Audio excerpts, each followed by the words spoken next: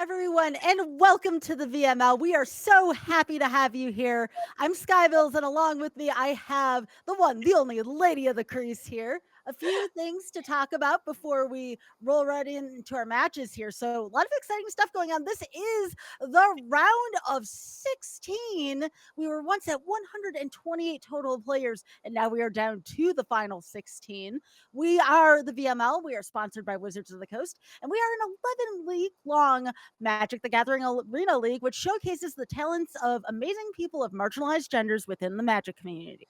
So we were divided into 16 divisions, did 7 weeks of round robin play. And of course, last week we had the round of 32. And before that, we had the wild card round. So again, there was the round robin, wild card, round of 32. Now we're down to the round of 16. So what are we playing for as players? Well, in addition to the cash prizing, the top 16 get a qualifier weekend badge, and the top 8 get RC invites, and they get to compete in our capstone event, the VML Championships, where the top 8 players from seasons 11, 12, and 13 duke it out, and the top 2 players will receive invitations to the following Magic the Gathering Pro Tour. So again, we have 3 seasons and the VML Championship coming up. So, with all of that being said, Nicole, how are you doing? It's wonderful to have you here. It's wonderful to be here. Honestly, I'm so excited. It's been a minute since I've been in the booth here at the VML, and what a better time to get back into it than for the Sweet 16. So exciting. Like you said, a lot on the line this week. The 16 players, the 8 that we have the pleasure of watching tonight have qualified for, they have gotten their qualifier weekend badge, which is super exciting. But these players are playing for regional championship invites just tonight. You know, besides the fact that moving on to the top 8 and playing for more, there's a lot on the line just for tonight's matchup. So super excited, super stoked. I just so excited to be here. Well, we are excited to have you here. So let's take a look at our metagame breakdown. So again, there's only so many decks for us to cover now. And I don't want to speak too loud or softly about this, but we do have 4 Azorius control. That's at the top. 2 of those are going to be playing each other in the first round. I'm just going to leave it at that. I'll leave that as a cliffhanger for when we start here. We also have some Dimir midrange, Esper midrange. You know, midrange is everywhere. Temur Analyst, still a very popular one. And then we have our fringe decks, Boris Convoke, Golgari midrange, 5-color Legends, Ban Toxic, 4-color Analyst, Orzhov midrange, and a Partridge in a Pear Tree. So again, still with the extended standard, we have still a ton of fringe decks going on. There's no real dominant deck. It's just, I wanted to ask you about this, Nicole. What makes Azorius Control be such a popular one here in the top 16? Well, I see that a lot of these players have kind of gotten away from 4-color and 5-color Legends decks and have gone towards the more mid-range, as we see a lot of Dimir mid-range, Esper mid-range, Golgari mid-range. We see just a whole smattering of mid-range decks, and Control historically really good against these mid-range decks. So obviously the VML, you never know. It's a mixed bag. It's week to week. Everybody's submitting a new deck every week. But I think that Azorius Control looked like the correct choice in this field, mid-range versus mid-range. But like you said, sometimes you just end up with an Azorius Control mirror like we are going to see here in round 1.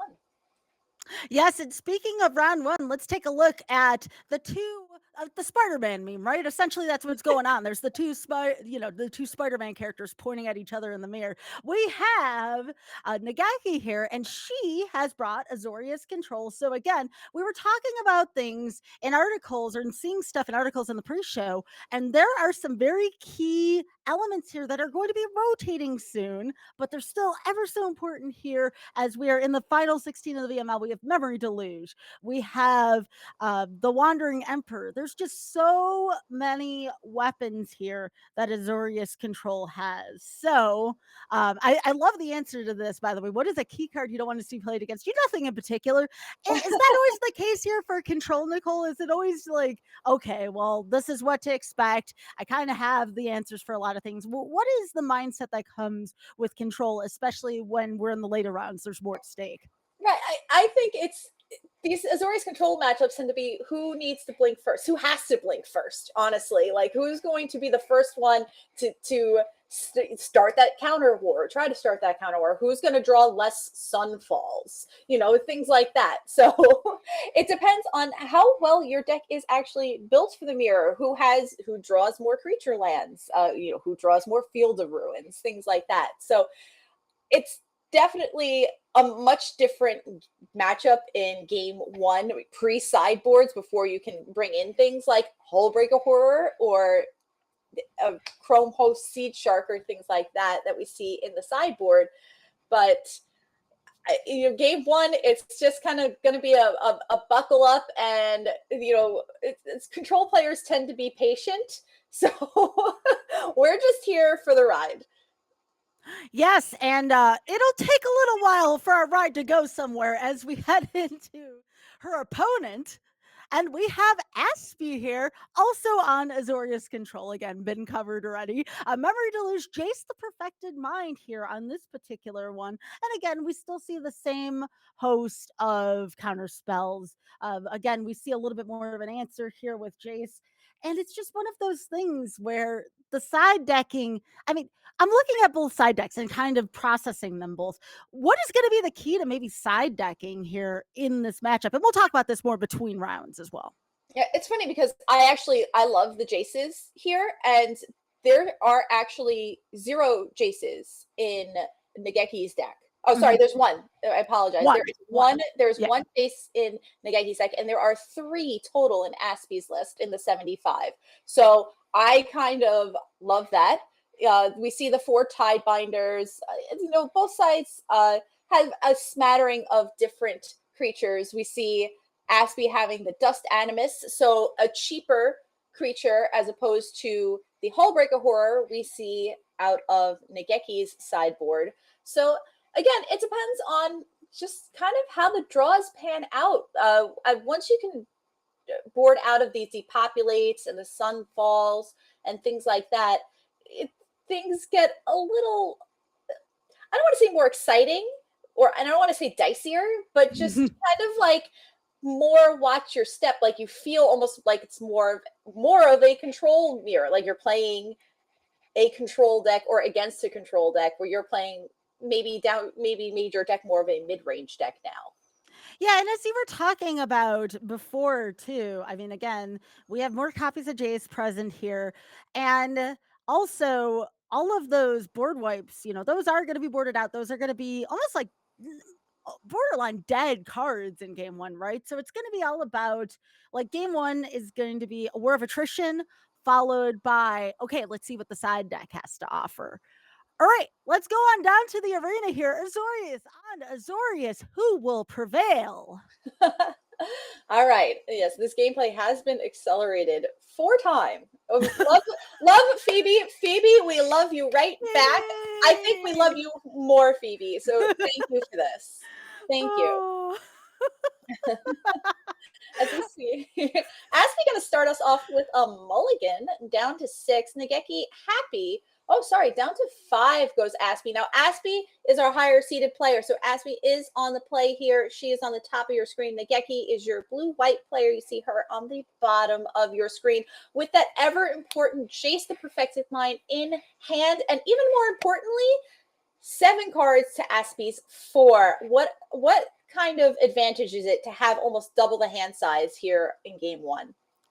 Well, with everything that's going on, if you can run out of gas with control, you can run out of gas by not having enough lands, you can run out of gas by not having enough draw. So by having that increased hand size, the odds of things just going your way just a little bit more is going to be present. So now, open mana, surprise, surprise here.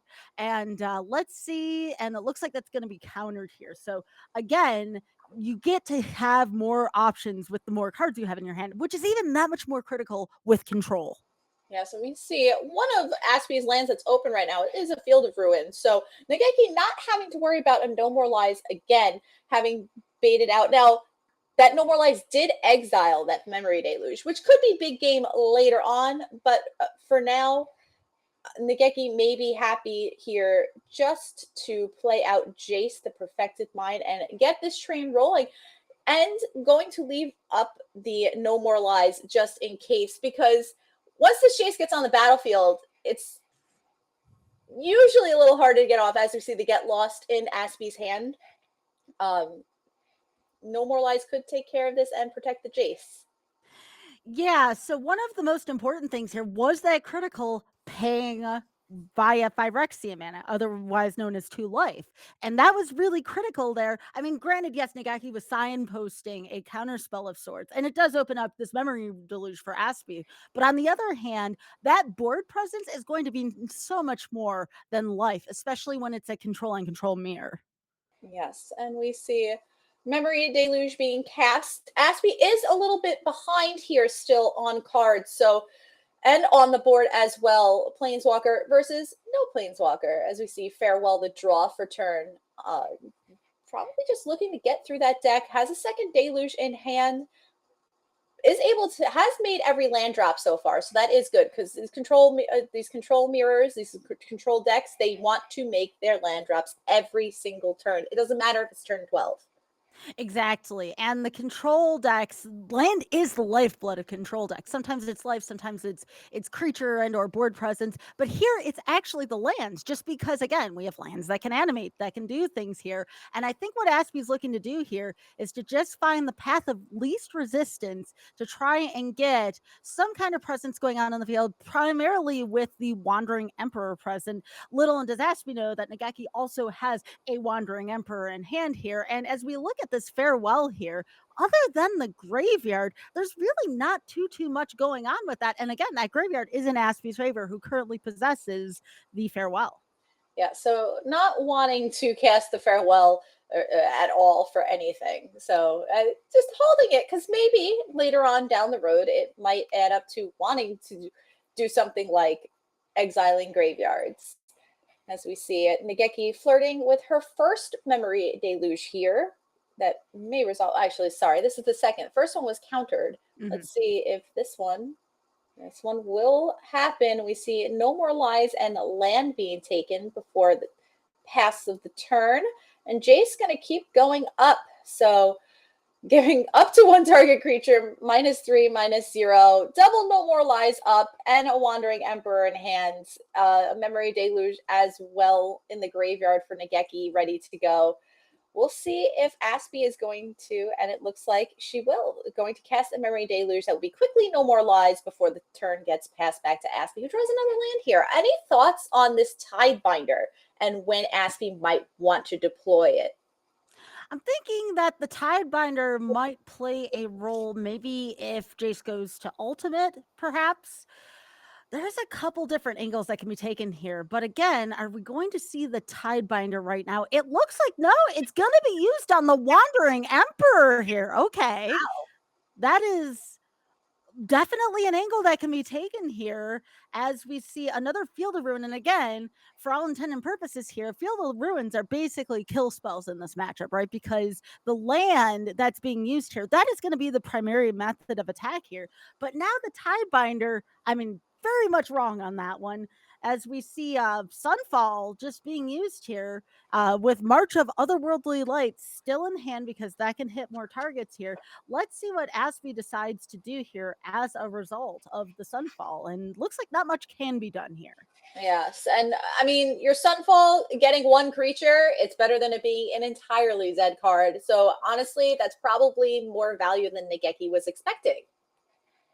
All right, so again, was talking about Aspi really wanting to get the Wandering Emperor out, and I wanted to make a comment here about what Nigekki did earlier by selecting, and this goes back to the lifeblood of the deck being lands.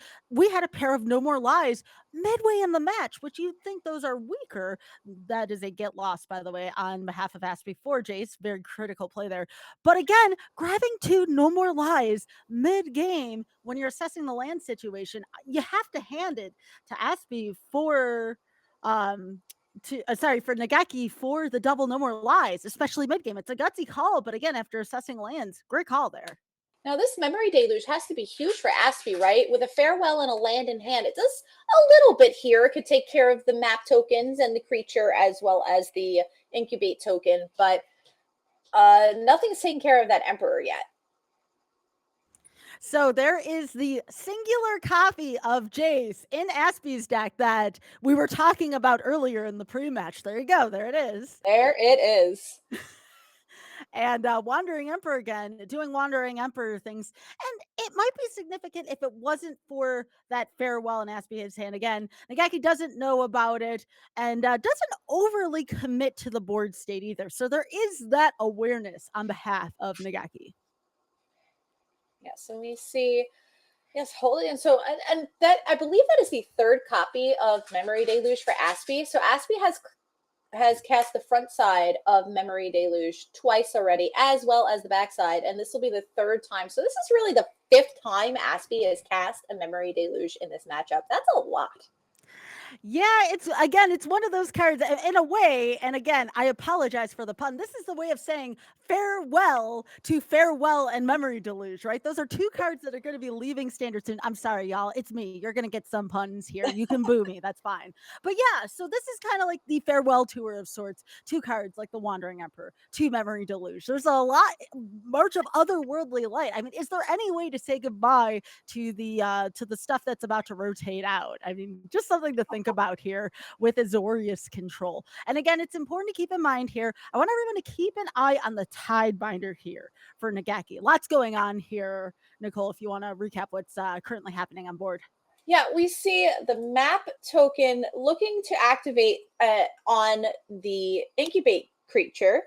It's a deuce on the top. Nigekki could not decide whether to keep it on top or bottom after allowing it to stay on top for the trigger for the counter, because making these attackers big and maybe putting some pressure on the board is definitely what Nigekki wanted to do, but ultimately wasn't sure whether she wanted to bin it or not, as we see Wandering Emperor coming down on the side of Aspi to exile the incubate token. Can't go after the Vigilance Samurai, so that's going to get in for 4. Aspi down to 14, and Memory Deluge is going to be cast here, revealing 2 lands, but one is an Otawara, as well as a Tidebinder and a second copy of Otherworldly Light. So the land and the Otherworldly Light will go back to the library. Otawara and Shada's Tidebinder to hand. Nigekki taking a look at the sideboard, curious about how things like Rest in Peace may work in the next game or 2, if there is a game 3 as well.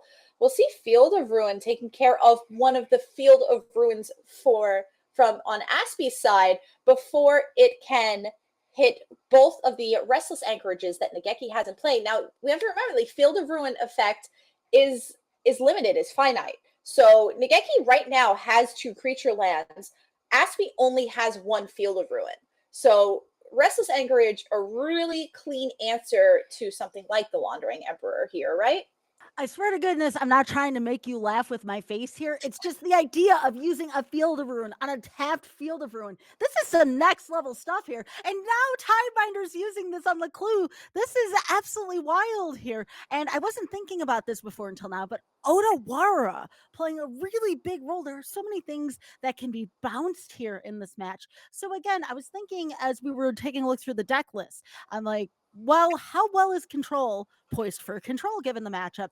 Well, that is actually considered here in this list here. Sure, there are some cards that can be drawn that don't play as big of a role here, Nicole, but I was just thinking to myself, my goodness, this is sort of poised for the Control mirror in a sense. And perhaps if there were some even mirror breaker cards here, again, sorry about the pun, I know people of the mirror breakers band, I get you, but again, just Otawara and the potency of it. And here we go with another. Anybody keeping track of how many Memory Deluge didn't cast? I think Aspi has cast the front and back of 3 Memory Deluge, so that's 6 total. Mm-hmm. As we see Jace the Perfected Mind come down. I almost called it Jace the Mind Sculptor, almost. I've been on the modern kick. Yes. Right? So not many. The backside. We love a good backside here on stream. So I will say something that I saw Aspi use earlier, and one of the toolboxes that we have seen added to these blue-white. We're talking about a lot of the things these blue-white control decks are losing, but 3 steps ahead, being able to loot away your temporary lockdowns, your depopulates, as we saw Aspi do earlier, is super, super important. So, and besides the fact that it is a counter spell, and it can also copy a creature if you're trying to get to that late game and trying to finish things off and put a little more pressure on the board. So 3 steps ahead has been a great add for these blue-white control decks. Yeah, so again, we were talking about how much No More Lies is useful, but now we're at the stage of this game. I'm not going to go out and count all of Nigekki's lands here. This is the time of the match where you do not want to see No More Lies. Nobody's fault. It's just the way Magic goes, right? Right. So I think we are finally going to see Farewell. I mean, this is wild to me to think that a board presence of a Tide Binder and a Samurai token is considered a massive board presence. But here we are here and loving this Memory Deluge cast in response. So in a way, the Farewell was forcing that. And now down to what? 4 mana here on tap. Now the No More Lies becomes relevant. So I stand corrected here on that. Very cool. Yeah, that's why these blue-white players want to make every single land drop. Doesn't matter that they have 12 lands in play. They want to put more lands than that in play. So we see it 3 steps ahead, and Mirix, the take off of that graveyard Oh. memory deluge. The question is, will Nigekki try to counter? And it does not look like she will. Very smartly saying, "Hey, I'd rather than No More Lies that she might have in hand be dead, and just leave it that way." As we see a Field of Ruin here to take care of the other Field of Ruin, kind of forcing Aspi's hand. Oh, look who made a pun here. But yes, absolutely. Gets rid of one of the anchorages here. And oh my goodness, only one land that is a possible target left for the Field of Ruin. And again, I understand Nigekki's mindset here. That Mirax is very, very precious right now because that is a token producer. That is going to be so important here coming up. And as again, we were talking about the importance of lands animating, lands producing tokens. Here comes Restless Anchorage here. But what is it going to mean for the 1 step ahead here that Aspi has in hand? I guess we will see, as Wandering Emperor is going to minus and make. We see Wandering Emperor make a token. Wow. 3 steps ahead, another Field of Ruin Yeah. drawn by Aspi. That is quite a draw. But there are 2 creature lands that Aspi does need to deal with, though. Yeah, that Field of Ruin was such a clutch draw of Aspi. Again, Aspi had to survive to get this far. I always want to note this about control. The window of luck, it shrinks a little bit, right? But the particular timing of that Field of Ruin for the Murex, that is so big here because this could save Aspi's game, especially with the Jace the Perfected Mind 3 steps ahead. Aspi looks like that there is going to be a little bit of a shift here. And again, life total. Wait a second, goes for the Anchorage. Wow, and we see Wow. Anchorage is a much bigger clock, and it's harder to block. Mm-hmm. So it's harder to stop. Whereas something like I would imagine Mirix tokens, if you draw a depopulate, at least you can like kind of reset the board and kill all the little 1/1s. Mm-hmm. So Restless Anchorage could kill in a couple of turns. With Wandering Emperor and the map tokens it's making, it could be lethal in just 2 turns.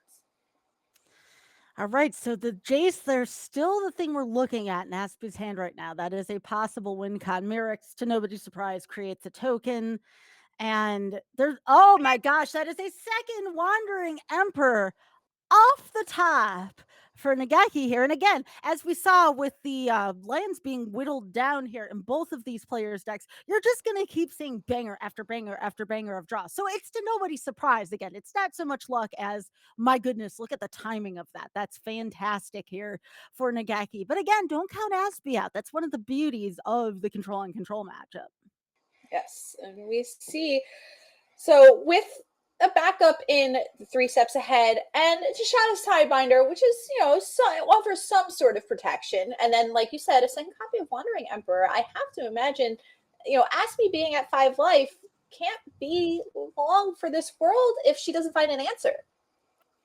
Yeah, and it is also important to note too that Aspi does not have as many valuable land resources over the course of this battle that Nigekki had. Nigekki had the anchorages and now the Mirax here.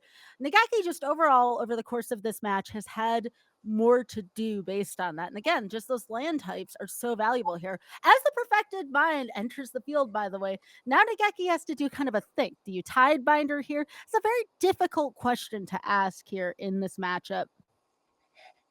We'll see what Nigekki wants to do. Allowing all this to happen, Miric's going to make a token. So that samurai not really doing much of anything as a -1/2 at the moment, but there is lethal on board. Mm-hmm. Absolutely here, as Nigekki goes to cast the second Wandering Emperor, 3 steps ahead, does the spree thing, counters the spell. There's also a draw 2 option here, and that is a Sunfall for Aspi. The question is that a little too late for her? Yeah, I mean, it can't let it has to discard it, like cannot let it happen. There's just there's no time for it.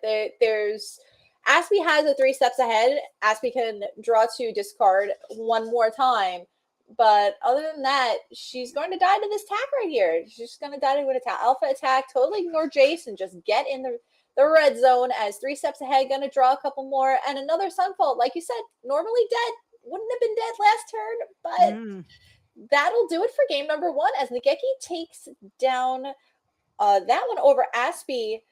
So we move on to game 2. Now, don't forget, Aspi was on a mulligan of 5. Aspi was in the play, but Aspi was on a mulligan of 5 in that game. So it was still quite a matchup, and I feel like both players were in it for a majority of it, as we see quickly all of the sweepers coming out here.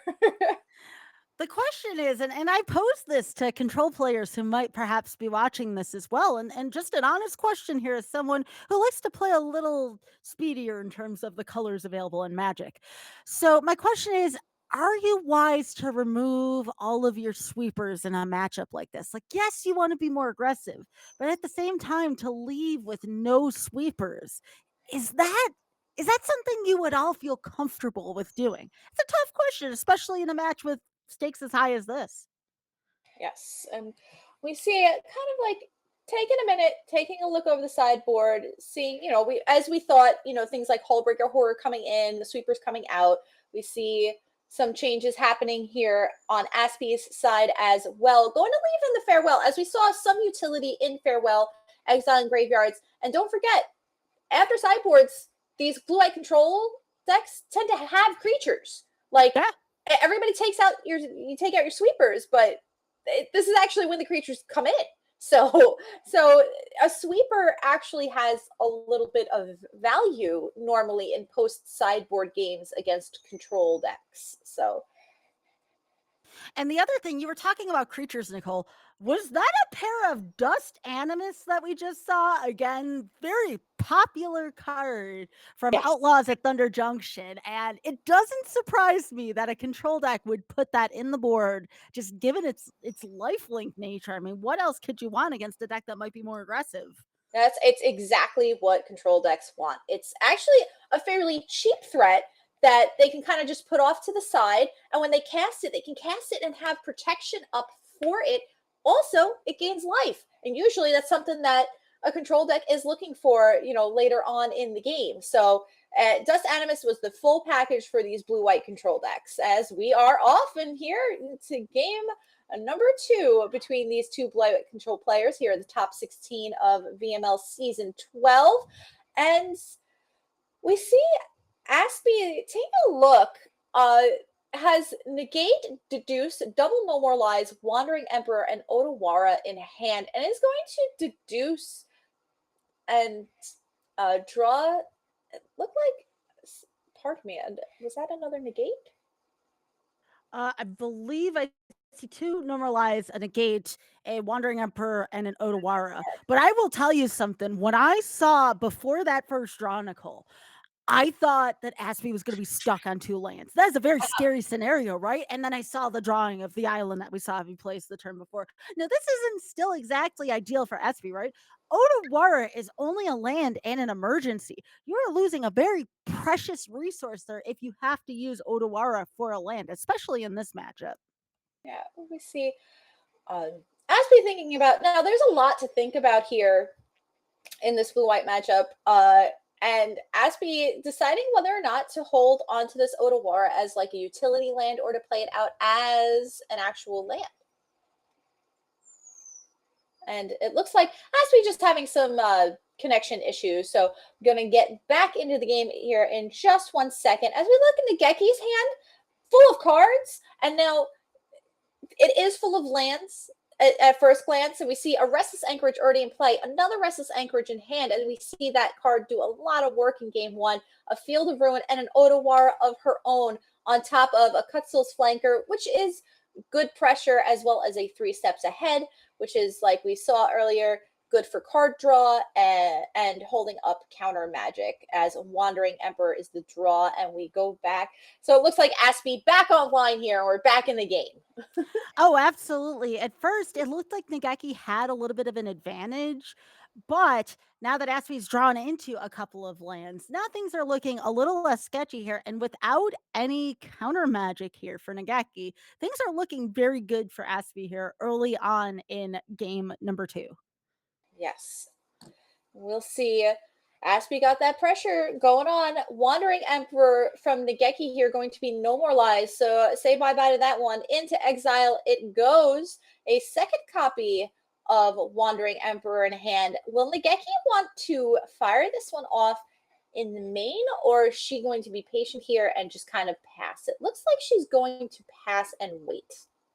Yeah, that makes sense here for Aspi because again, Aspi is in more of the kind of sit back, you have the little bit of the board advantage here. So Aspi is able to just sit here and be like, I'm going to be more reactive here, right? You're sitting on top of some counter magic, not maybe relevant here with the flanker, but there's still that aspect of, again, sorry, Aspi. Didn't mean to pun your name here. There's still a little bit of that aspect here, though, of I have control of the board right now as we see the flanker swing in here at Wandering Emperor. Yeah, and we see a trade there. So still a 3-3 on Aspi's side, and now another 2-2, and an active Wandering Emperor is pretty powerful, as we see Nigekki trying to even it up and say, I want my own Wandering Emperor too, please. Negate, though, is going to most likely take care of that. All right, so we Ooh. see 3 steps ahead here, countering the negate. Are we going to see a commitment here? I have to imagine when Nigekki tapped out. Yep. Yeah. We Yeah. will. And not only, Aspi also gets to draw to discard here as well. So getting to kind of like smooth out her hand as much as she would like. We see another 3 steps ahead. And Restless Anchorage going to get in and finish off this Wandering Emperor, but now cannot be on defense. And we see Otawara will be able to take care of one of these tokens if Nigekki chooses it. But she will not. Yeah, and again, oh, there's the Jace here. So No More Lies can be paid for here. This is a really tough position here because you do have the 3 steps ahead for the counter target spell. But no, Nigekki's not getting the draw again. This is kind of coming back. Decent draw off the top here for Nigekki. But again, we're getting back to the running out of resources thing. And it's even tenfold here with that get lost available because one of the few answers that Nigekki has right now, it's another nice answer drawn off the top here with the Tidebinder. It's going to get more difficult because, again, one of those lands will eventually be picked off. Yes, and we see the Deuce is going to be cast on Aspi's side. And thinking about No More Lies, and it looks like No More Lies will be cast here. Only 2 mana available on Aspi's side. So just to get lost in a March of Otherworldly Light, as Otawara, Soaring City is going to be channeled, targeting the larger of the 2 samurais, and just the land from Aspi's side. Getting in, Nigekki is down to 6, but has double Restless Anchorage, as well as a Tishana's Tidebinder in hand. And she can definitely play some defense here. So I think the tides might be turning a little bit. Indeed, they are here, and this is going to happen in a couple different ways here, right? First, we're going to see March of Otherworldly Light here used on the land, and then oh my gosh, we're going to see a Tidebinder into this. Wow! See, tides turning. I knew it. Oh yeah, it's turning it right for the one with no more lies. So again, I was just thinking about this. I'm like, okay, well, what is different between this match and the last match? Well, we haven't seen too many memory delusions yet, so there's less resources. I'm starting to wonder, Nicole, if this match is going to come down to who can draw into their memory delusions first, because I highly doubt, even with this get lost activation here, that it's going to come down to this samurai token. Yeah, I mean, we will see. We see the map tokens coming around for Nigekki. We'll see. Can Nigekki draw something here? I mean, Nigekki drew a deduce, which is like a something into a something. So Yep, deduce yep. is 2 more draws, as Aspi is, as you don't see many control players very often, empty-handed at the moment. I know, it just feels like it at whatever time. There's the deluge, but it's too late. Oh my gosh. Okay, you want to know what? I stand corrected. It was life in a control and control matchup. So you can't help but wonder now, going into game 3, Nicole, if you are the person going second, do you put the wipes back in? I don't think so. I think like I actually really like Aspi's sideboard here. I actually liked having the one farewell, but you could see instead of having the wipes to have cards like Get Lost, March of Otherworldly Light, these singular things, and Wandering Emperor can take care of a lot of threats, maybe not all. Like obviously cannot take care of the tokens from the opposing Wandering Emperor, but does clean up a good amount of threats from your opponents. So I like the singular removal that we see here, especially for cards like you said, Dust Animus. There's 2 Dust Animus, Hullbreaker Horror. There's 1 Hullbreaker Horror. So I kind of like keeping it, 1-for-1 removal is where I'm living in. So How wild is it if Nigekki had one more turn? yeah, Where that would have went. That definitely would have been something. Having that memory deluge be able to go off and find an answer or multiple answers could be a thing, as we see. Oh, Tidebinder taking care of the clue. That was something. What is this? What match am I watching right now? This is ridiculous. Yeah, I mean, I love watching. See, people think, oh, blue white control, mirror. This is going to be, back and forth who control, who's got the counter magic and stuff. And it's a little bit of that, especially in game 1. But in games 2 and 3, these decks play so much differently. As we see something like that. Now we got a 3-2 attacking. It's only like turn 5. So yeah, and also we do see the first memory deluge. Now, is that memory deluge going to be responsible for Aspi taking off in this match, or will the 3 steps ahead? I mean, and that's what both these players are waiting for, right? They're waiting for the deluge so they can have the counter magic available. Both players. We now have the 3 steps out, except Nigekki does get to take advantage of the draw because Aspi's only on 1 mana right now. This is going to be pretty critical here of what's going on. Land to the side, land situation for Nigekki's looking great. Totally logical as we see Jace hit the field with the mill. yeah, and I mean, still on 3. Can plus from here. It's definitely Jace is definitely one of those you got to deal with it eventually cards.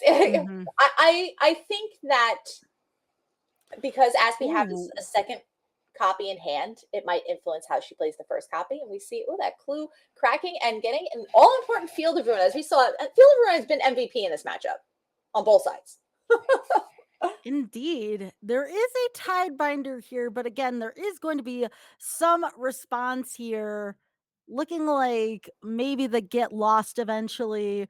We're going to see Field of Ruin also being considered here for the Anchorage. Instead, goes with the deduce here. And now we might get to see some Jace on Jace action here. But here comes the memory deluge. Coast is clear for Aspi. And now, is that going to be the thing that tips this match in Aspi's favor as a result? Yeah, I'm not sure. It's definitely one of those things where this is going to be a big turn for Nigekki. Depending on what happens here is definitely going to sculpt how the rest of the match goes, as we see Iganjo being channeled to take care of the Tidebinder, and that means bye-bye to any pressure that Nigekki had on the board at the moment. Has a Restless Anchorage as well, but and a second one in hand, but that these things take a minute to get online.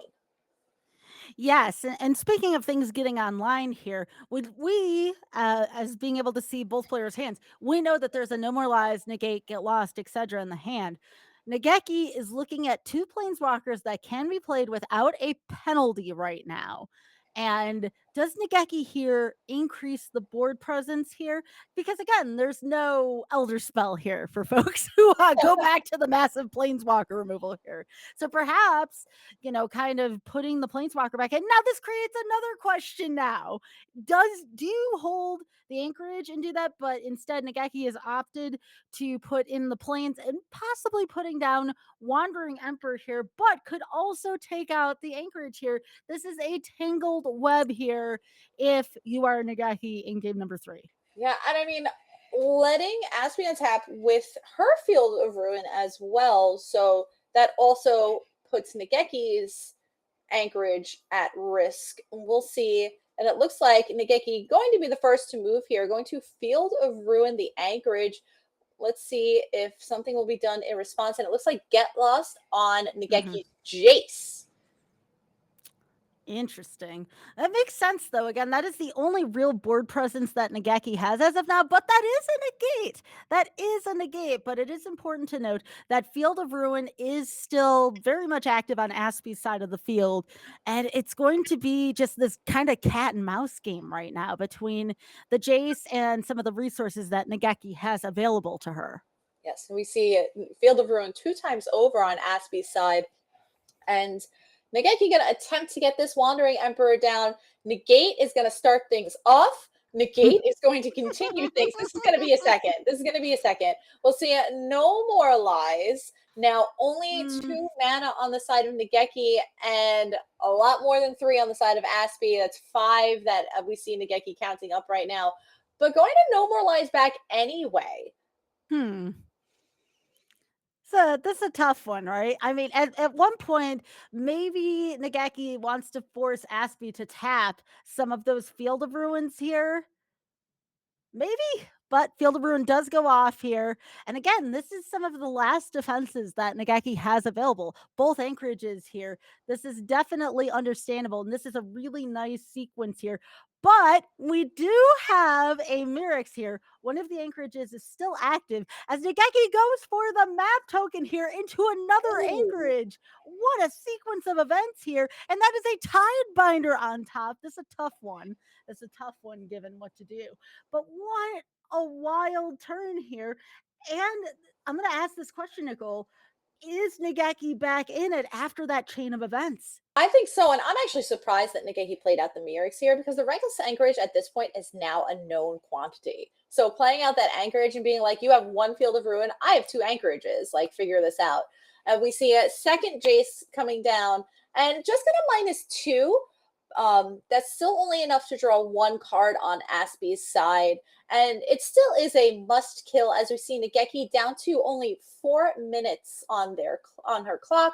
And Aspi, I believe, is about 5.5. So, these control mirrors, they're definitely not, sitting and staring at each other, but they eat up the clock pretty well too, as we see a map activation going to reveal a Field of Ruin that will go to Nigekki's hand.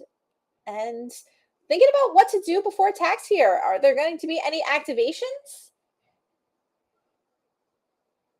Ooh, so Restless Anchorage and the Might both going to get in here. And Aspi looks like she's going to attempt to Wandering Emperor. There is a No More Lies in Nigekki's hand. Why? That was clutch. Yes, very clutch there. And again, getting that Jace off the field was key. And again, you would think No More Lies, not a valuable card at this part of the game. Boy, was I wrong there. And again, now we're seeing the Field of Ruin for the Field of Ruin for the Field of Ruin here. And I'm glad you brought up also the issue of time here, Nicole, because again, you don't think about this often, but time is going to play a component in this game now, especially as we're getting towards the end here. And I believe in Arena, the way how things stand, there isn't a turn 1, turn 2, turn 3, turn 4, turn 5 thing like you would see in paper, right? Instead, it's whoever timer runs out first. It's just chess clocks. So you run out of chess clock, you're done. Field of Ruin. Speaking of done, That was just like a strip mine. So Nigekki, no more basics left. Has to end this game. It has to end it soon. Aspi was still at 20, just dropped down to 16. Now we see the map post-combat on the Might. That's going to reveal 3 steps ahead, which will stay on top. We see Iganjo and No More Lies in Nigekki's hand. Memory Deluge on Aspi's side. Going to dig for some answers here. 3 steps ahead, No More Lies, Jace, and Tishana's Tidebinder all in hand already. So that's a pretty gas hand. Yeah, and can I just say I appreciate your commentary getting faster as the clock is winding down, because we're both feeling it too as commentators. Oh, yes. Definitely feeling the pressure here. Restless Anchorage, double activations here. Nigekki knows the assignment. She's got to kill Aspi now. There will not be any more game in 2.5 minutes on Nigekki's side. Tishana's Tidebinder looking to come down. No More Lies, going to try to take care of that. No More Lies back on Aspi's side. So we see Tidebinder going to making sure to pick the correct one. It is the Restless Anchorage that is a 2-3, not a 3-4. We'll lose flying for now. I don't know if it's permanent. I think it might be. Yeah, and that is a Odawara, by the way, an Odawara that was off the top here. Now, granted, Aspi knows it's there, but that is still going to be a very relevant card here. How many cards left in Nigekki's deck? Unsure, but that Jace did just draw 3. So there are at least 20 cards in graveyards right now, which is a lot. We'll see this Restless Anchorage thinking about, and it looks like will attack the Jace to get it off the battlefield. We see the Restless Anchorage activation on the side of Aspi. Double Restless Anchorage activations on the side of Aspi. There is an Odawara and an Iganjo both in Nigekki's hands. So Nigekki is able to kill one of them with the channel ability, and then the other one will die to damage. We'll see a map again, leaving another 3 steps ahead on top, already having one in hand that is going to hit the bin from the Jace. So Jace is doing some work. That is putting it very, very lightly. Yes, this Jace is doing work. And you have to wonder what is doing more damage at this point. Is it the timer? Is it Jace? Or is it both? Either way, Nigekki has to be feeling pressure from both sides of things. And that is a march of otherworldly light targeting the Anchorage. What's going to happen here? We have a memory deluge in response. Now, this one's kind of tricky. Okay, this is all.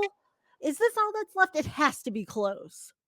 Yeah, there's not a lot left. We'll see Nigekki here choosing the fastest amount of pressure in Flanker and Tidebinder, leaving things like Wandering Emperor because it's just too slow at this point. Aspi under 4 minutes. Nigekki is at 59 seconds. We will see if she can finish this game one way or another.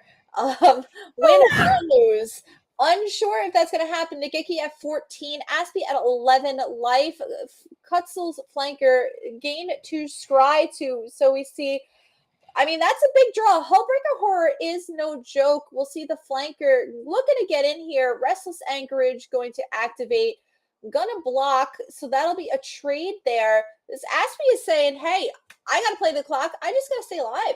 You know, I have 35 seconds. If I don't die, then this is all good. I don't have to win. I just have to not lose. So Hullbreaker Horror here. That's a, That's one of those cards that I feel like people forgot about was legal and standard. Oh, yes. This is absolutely huge here. And again, we have some options here, right? I mean, since when do we get to see a token that is a copy of target artifact or creature in control? Now we're going to see this Hullbreaker Horror continue to let things roll out of control here as we have Tidebinder to Tidebinder. I am losing track of these activations, Nicole. This is getting to be ridiculous. Yeah, this is definitely a whole lot of something. Yeah. It looks like Tidebinder is going to come down, but that was it. Clocks. When you are a control player, the clock can be your best friend or your worst enemy. And unfortunately, here for Nigekki, it was her worst enemy. And fortunately for Aspi, it was her best friend. So good games to both of our players here in the top 16. We're going to see Aspi moving on to the top 8, so congratulations to her. And Nigekki, top 16 is a fantastic finish. So good games, both players. Nigekki's still getting the qualifier weekend badge. Aspi getting qualification for the regional championships and a chance to play for the VML champs here next week in the top 8. Super exciting.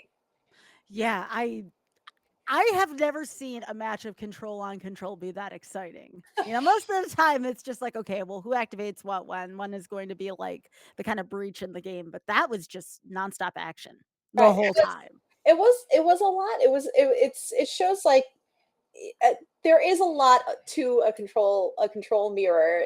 Past game one. Game one could be a little tedious, but it actually was a really good game one too. It was. That was a really good 3-game set. Both of our players played phenomenally, knew how to play, knew what they had to do, and executed it wonderfully. And best of luck next week to Aspi in the top 8. And that brings us to our next matchup for the evening. Right? Out of that blue-eye control mitter and right into Golgari mid-range. Renz bringing green-black mid-range here. We see all your favorite players in Shieldred and Liliana, Caustic Bronco, one of the new cards to the scene. Any thoughts here? Anything stick out to you as being somewhat unorthodox, or is this looks like a pretty stock list to me? It does look like a very stocked list. And I mean, this is the kind of deck that can just mesh with the best of them, right? This deck can just keep going and going and going. It's kind of like the Energizer Bunny, right? Kind of getting us ready for Bloomberg over here. But yeah, Mosswood Dread Knight. We have Glissa Sunslayer. Absolutely some of the best cards, the best value cards in standard. Nicole, you had mentioned Caustic Bronco. Big fan of that card. Again, it's really tough to whittle down the resources of this deck. Another one to look out for here, Gix's Command, such a powerful, just game turning card there. That's always one I would pay attention to. And oh yeah, did we mention that Liliana of the Veil is still in the format and will continue to stay past rotation, always looking at the ways in which Liliana of the Veil can turn a match around. Yeah, I'm a fan of Liliana. I'm glad that she's around.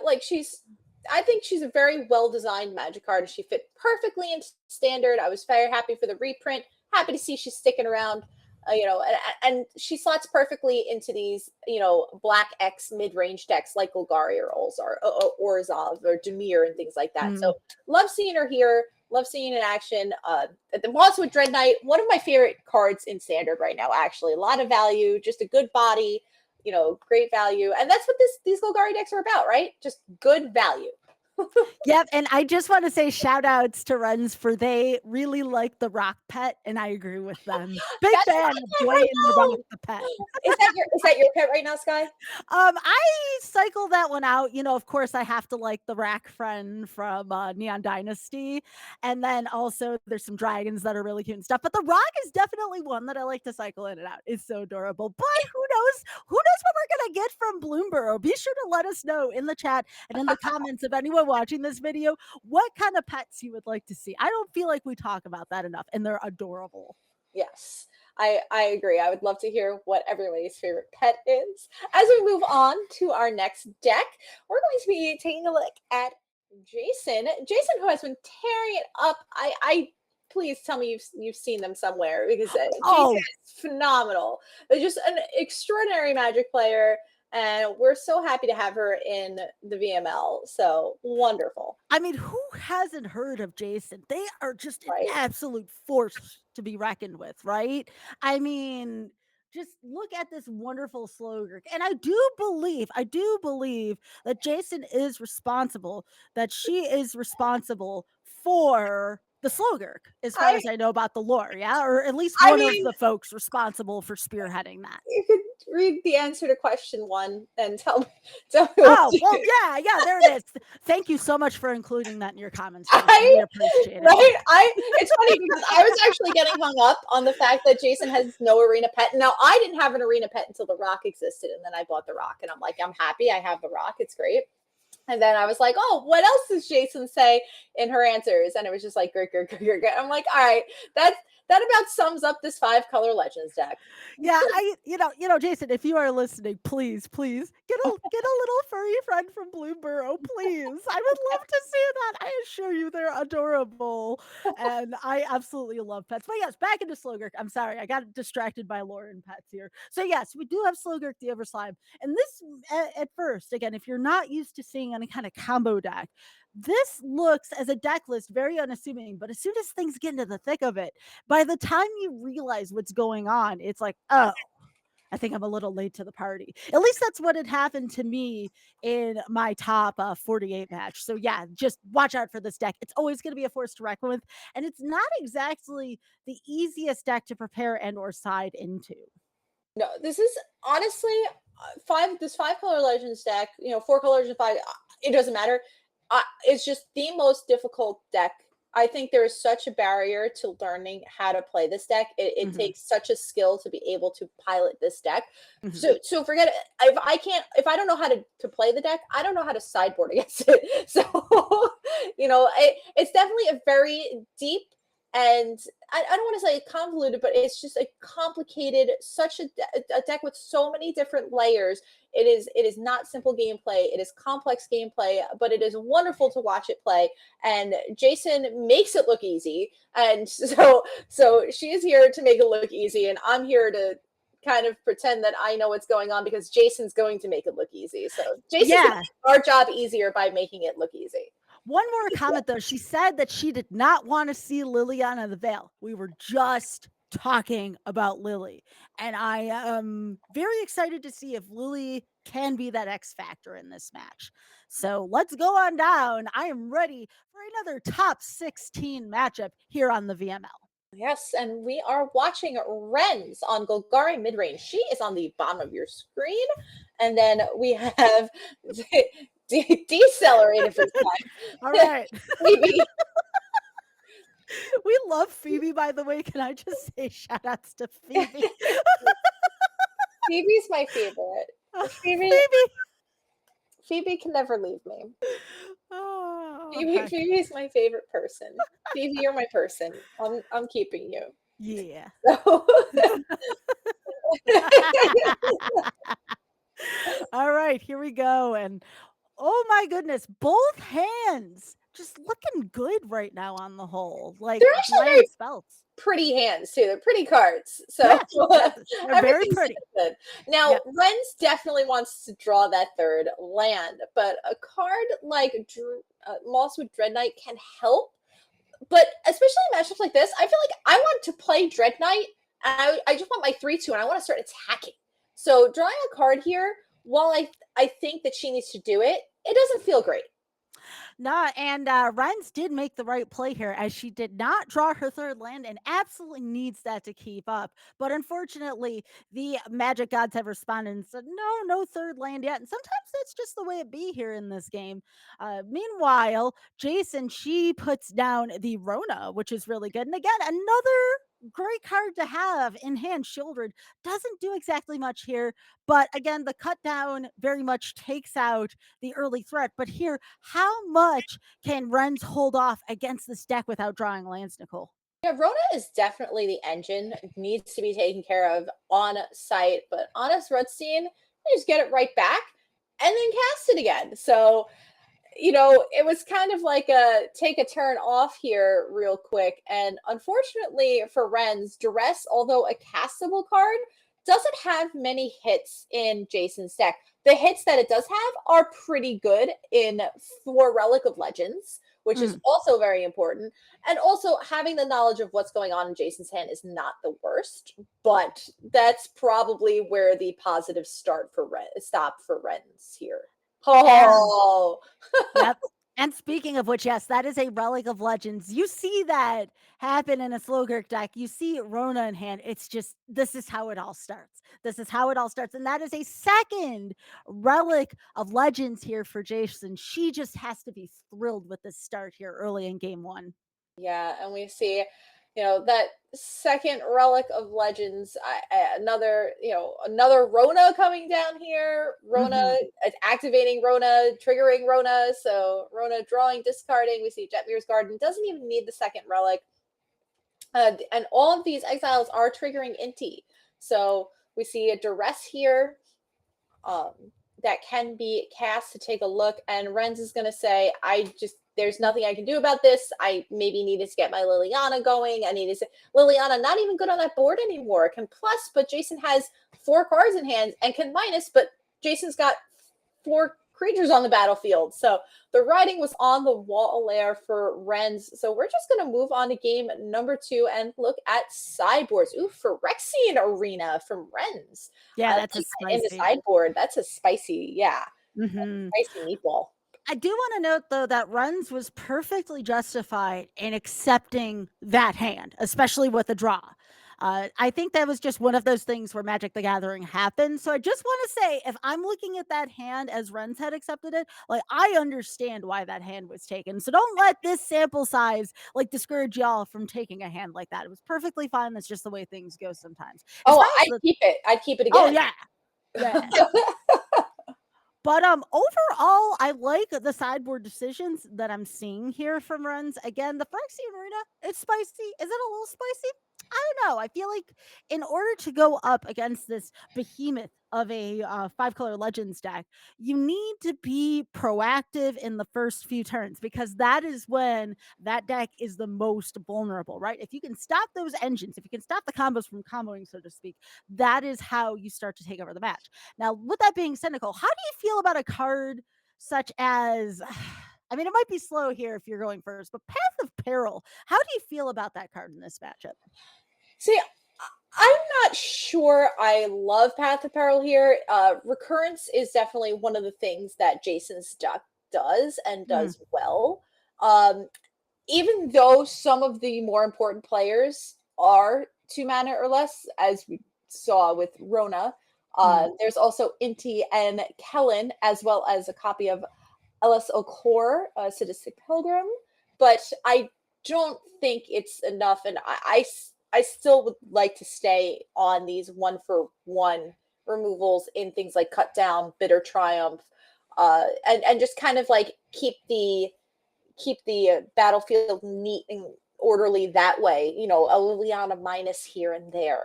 So I don't think that a sweeper is what you're looking to do here. Even at an overload cost, if the deck can cast it, which I'm not sure it can. It doesn't look like it can, but I don't believe it can. So it would just be at the as the non-cleave cost. So I don't love it. Yeah, that's reasonable. And we're looking, by the way, speaking of sideboard options, we're looking at Jason's sideboard here, and she has so many good options for dealing with decks such as this. Again, we may see some of the more expensive options like Urtai go away, because by the time Urtai can be played in this matchup, the damage could already be done, so to speak. So again, good call there by getting rid of the Urtai. Putting in the Vorinclex is quite interesting. Yeah, we'll see. Vorinclex with trample, I kind of I love it. It's just a big body. Um, it does one of the things you'll see that she would struggle against is a card like Glissa Sunslayer that can block and attack obviously very well with the first strike death touch. You know, so that's something that would need to be taken care of.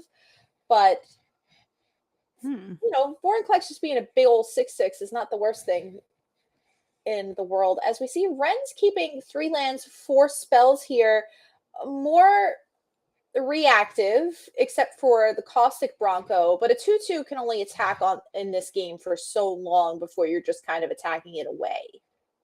Yeah, I don't blame Renz for keeping this hand. You know, you're going first, you start getting the Bronco draws pretty soon.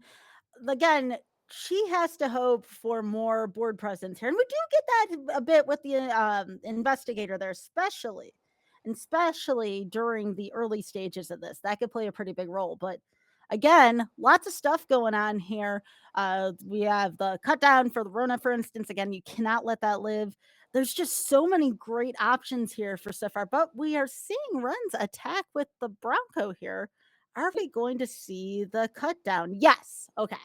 Was thinking about the order of operations there, Nicole. I wasn't sure. I was like, Yeah, so before blocks, seeing what Renz draws as opposed to, like what if there is a different option. So might as well put it off as long as you can before you decide, okay, it is going to be cut down and it's going to be now. As we see Relic of Oh, Legends and Duress going to take a little looky-loo here and find the Tear Asunder that will hit the bin as Glissa Sunslayer is the draw. Like I said, one of the better board presence cards on Renz's side. yeah. I mean, there's a lot of good options that could be happening here, but that Terra Sunder was very difficult. On one hand, this can increase Renz's board presence, but on the other hand, getting rid of that Relic of Legends is pretty important. Yes, as we see, Cosmic Bronco now saddled, so able to try to do a little damage as a swamp was the reveal. So Jason not going to lose any life, staying at 16 after that attack. Honest Rutstein onto the battlefield, going to be able to play out that Rona. And we'll see Slogurk the Overslime coming on down. So already this is just a lot of work from such it looks like such a little amount of resources that Jason has right now, and Jason's board is just so much better. Yeah, her board is very much built up by this point in time. I feel like that window that Renz did have to react is shrinking and shrinking and shrinking with each increasing turn, which is odd, right? Because Golgari usually can be in it at any stage of the game here. But again, because of how carefully constructed this Slogurk deck is, it's really difficult once it gets started in terms of like its momentum. It's really hard to stop that boulder from going. Yeah, and I mean we'll see. There is a bitter triumph in Renz's hand. And there is an Iganjo, I believe, in Jason's graveyard. I'm not sure if there is anything else at the moment that Slogurk would be able to bring back if it does leave the battlefield. And then one of the big things, Glissa is able to remove counters as well. So any of those Slogurk counters would be able to be removed as Glissa would deal damage to a player. We'll see Bitter Triumph actually will attempt to take care of this Slogurk.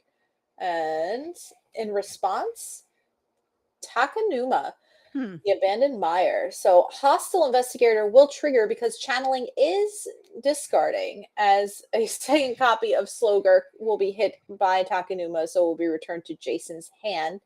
And we'll see Slogurk able to be bounced to hand from counters. So no harm, no foul, as Boseiju, Takanuma, and Iganjo are all added to the hand. So Slogurk already has shields up. Absolutely. So here is my next question for y'all, to you, Nicole, and to the chat also. How hard will this deck be hit on rotation? Again, we're seeing Seiji, we're seeing Aganjo, we're seeing Takanuma. So this is another deck as we think about rotation happening. How hard will this deck be hit by that? I assume quite a bit considering Slogurk is the headliner, but just something to think about. Yeah, fortunately or unfortunately, without the channel lands, I don't believe this deck can function anymore. So that's the big thing. Like we saw just right there with the Bitter Triumph on the stack, Jason was able to cast Takanuma, hit a bunch of lands, enough lands to put enough counters on the Slogurk to bounce the Slogurk back to hand and get an additional Slogurk to hand, and that's just not going to be possible anymore. So unfortunately, Slogurk is not long for this world, or fortunately, depending on what side of the Gurk side you are on. I don't know what ooze side you are on, if you are pro or anti ooze. Oh, I am just fascinated by this deck, right? Like it just does so many things. But again, one theme that I'm noticing here so far in the top 16, Nicole, is I feel like this is kind of again a farewell tour to some of the most powerful cards that this current standard has to offer. Yes, it definitely. This is I think that if I had an infinite amount of time to sit down and learn a deck, if I had a big standard tournament, like the VML to prepare for, and I had an infinite amount of time, this is the deck I would learn. I think that this is the best deck in the format, and I actually don't think it's close, but because it is so difficult to pilot, and because it's so there are so many layers. The gameplay is so infinitely complicated that I think, and it's just, hard to play and hard to play perfectly. I think that's like the count against this deck, is that it's just so good, but it's really hard to play. It's so fascinating though, and again, you have to hand it to Jason. She pilots this deck so well. Yes. And again, and this isn't a knock on Renz. I do Oh, believe that Golgari is also equally powerful, and I expect to see more Golgari post rotation. That deck is not going anywhere. I was just talking to Nicole in the pre-show, and I was like, Nicole's like, but Shieldred's gone, right? And we've seen that Star Wars thing where it's like, but this is gone, right? And then we see like the third panel, and Anakin's just not talking. yeah. The Children answer's no. Shoulders hanging out. There's a few things like Golgari is mostly staying together post rotation, and the things that are leaving can be replaced. But uh, as we saw, Slogurk, it just claims another victim in Renz, in Golgari mid range. So Jason won that match very convincingly, 2 games to none. But good games to both of our players. Renz again getting a qualifier weekend badge to making the top 16, so that's pretty sweet. Jason moving on to our top 8, so able to compete in the top 8 this next Friday. So exciting. The top 2 competitors there we are going to send to our VML champs at a later point in the year. So super exciting. A lot on the line there. VML champs will have Pro Tour invites to play for. So lots to look forward to. But Slogurk, my goodness, Slogurk is a force to be reckoned with. And it's definitely one that, like, I'm kind of like torn because I just never learned how to play it. So I guess I'm not attached to it. But if you ask me what the best deck in the format is right now, I would tell you it's just 5-color Legends, and it's not close. I understand the love towards it. And you know what? I get it. Maybe because of the threat of Slogurk, maybe that's why we're seeing an uptick in Azorius control. Something It, to think about there. A lot of things to counter exile. It's all making sense now. it definitely could be. It definitely could be. Now, in our next matchup, we're sticking with the mid-range versus like the pseudo combo deck as we take a look at Mythic Mikaela on Esper mid-range. Mythic Mikaela has been a mainstay here in the VML since season 1, so she's one of our ones. Been around for a while.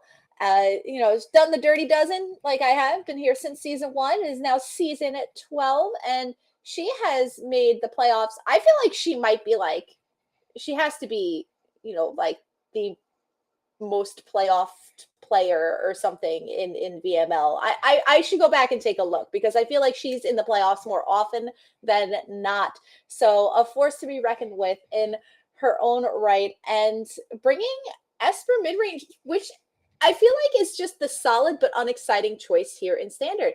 I feel like it's also something that people have like just forgotten about.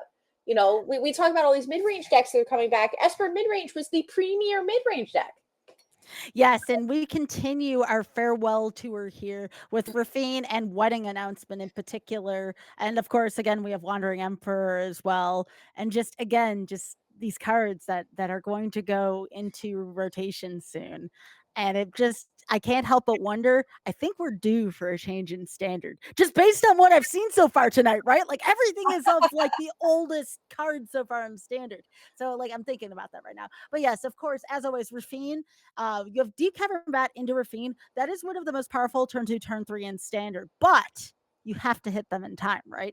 As we saw with Jason Slogurk deck, if you don't stop stuff right away, you have to be fast enough. Otherwise, those combo decks are just going to go off here. So again, Esper mid range, always a solid choice here. Is it the most powerful deck? There could be an argument to be that this is one of the most powerful mid range decks, but I am excited to see how she's going to interact with her opponent.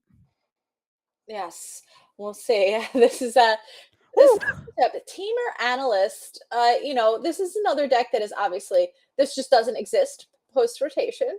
But for right now, it's something to be on the watch list. You have to be very careful. Aftermath Analyst into Nissa Resurgent Animist, and all of a sudden the world is exploding. Your opponent has 56 mana, and you're dead. So Yeah, there is certainly that. That is always something where, again, much like with Jason's deck, if you don't see it coming, oh my gosh, is there surprise for you. But one of the things I like about the most, and I'm going to point y'all in the direction of the sideboard here, is that some resident friendly thrones there and some Titan of Industries. Again, another card that's going to be rotating, Titan of Industry. I haven't seen that in every single analyst deck, so I really like it. It's pretty spicy from my perspective. yeah, Thren has popped up a few times in some different decks, as well as Titan. Some I've seen some players playing things like Bonnie Paul instead. We see or additional copies of Sky Turtle, as we see Paige here has Sky Turtle in the main deck. So it's just like a slightly different flavor. It's just like do you want you know the it's like, do you want mini chocolate chips or regular size? It's just like the same idea. Like, doesn't matter.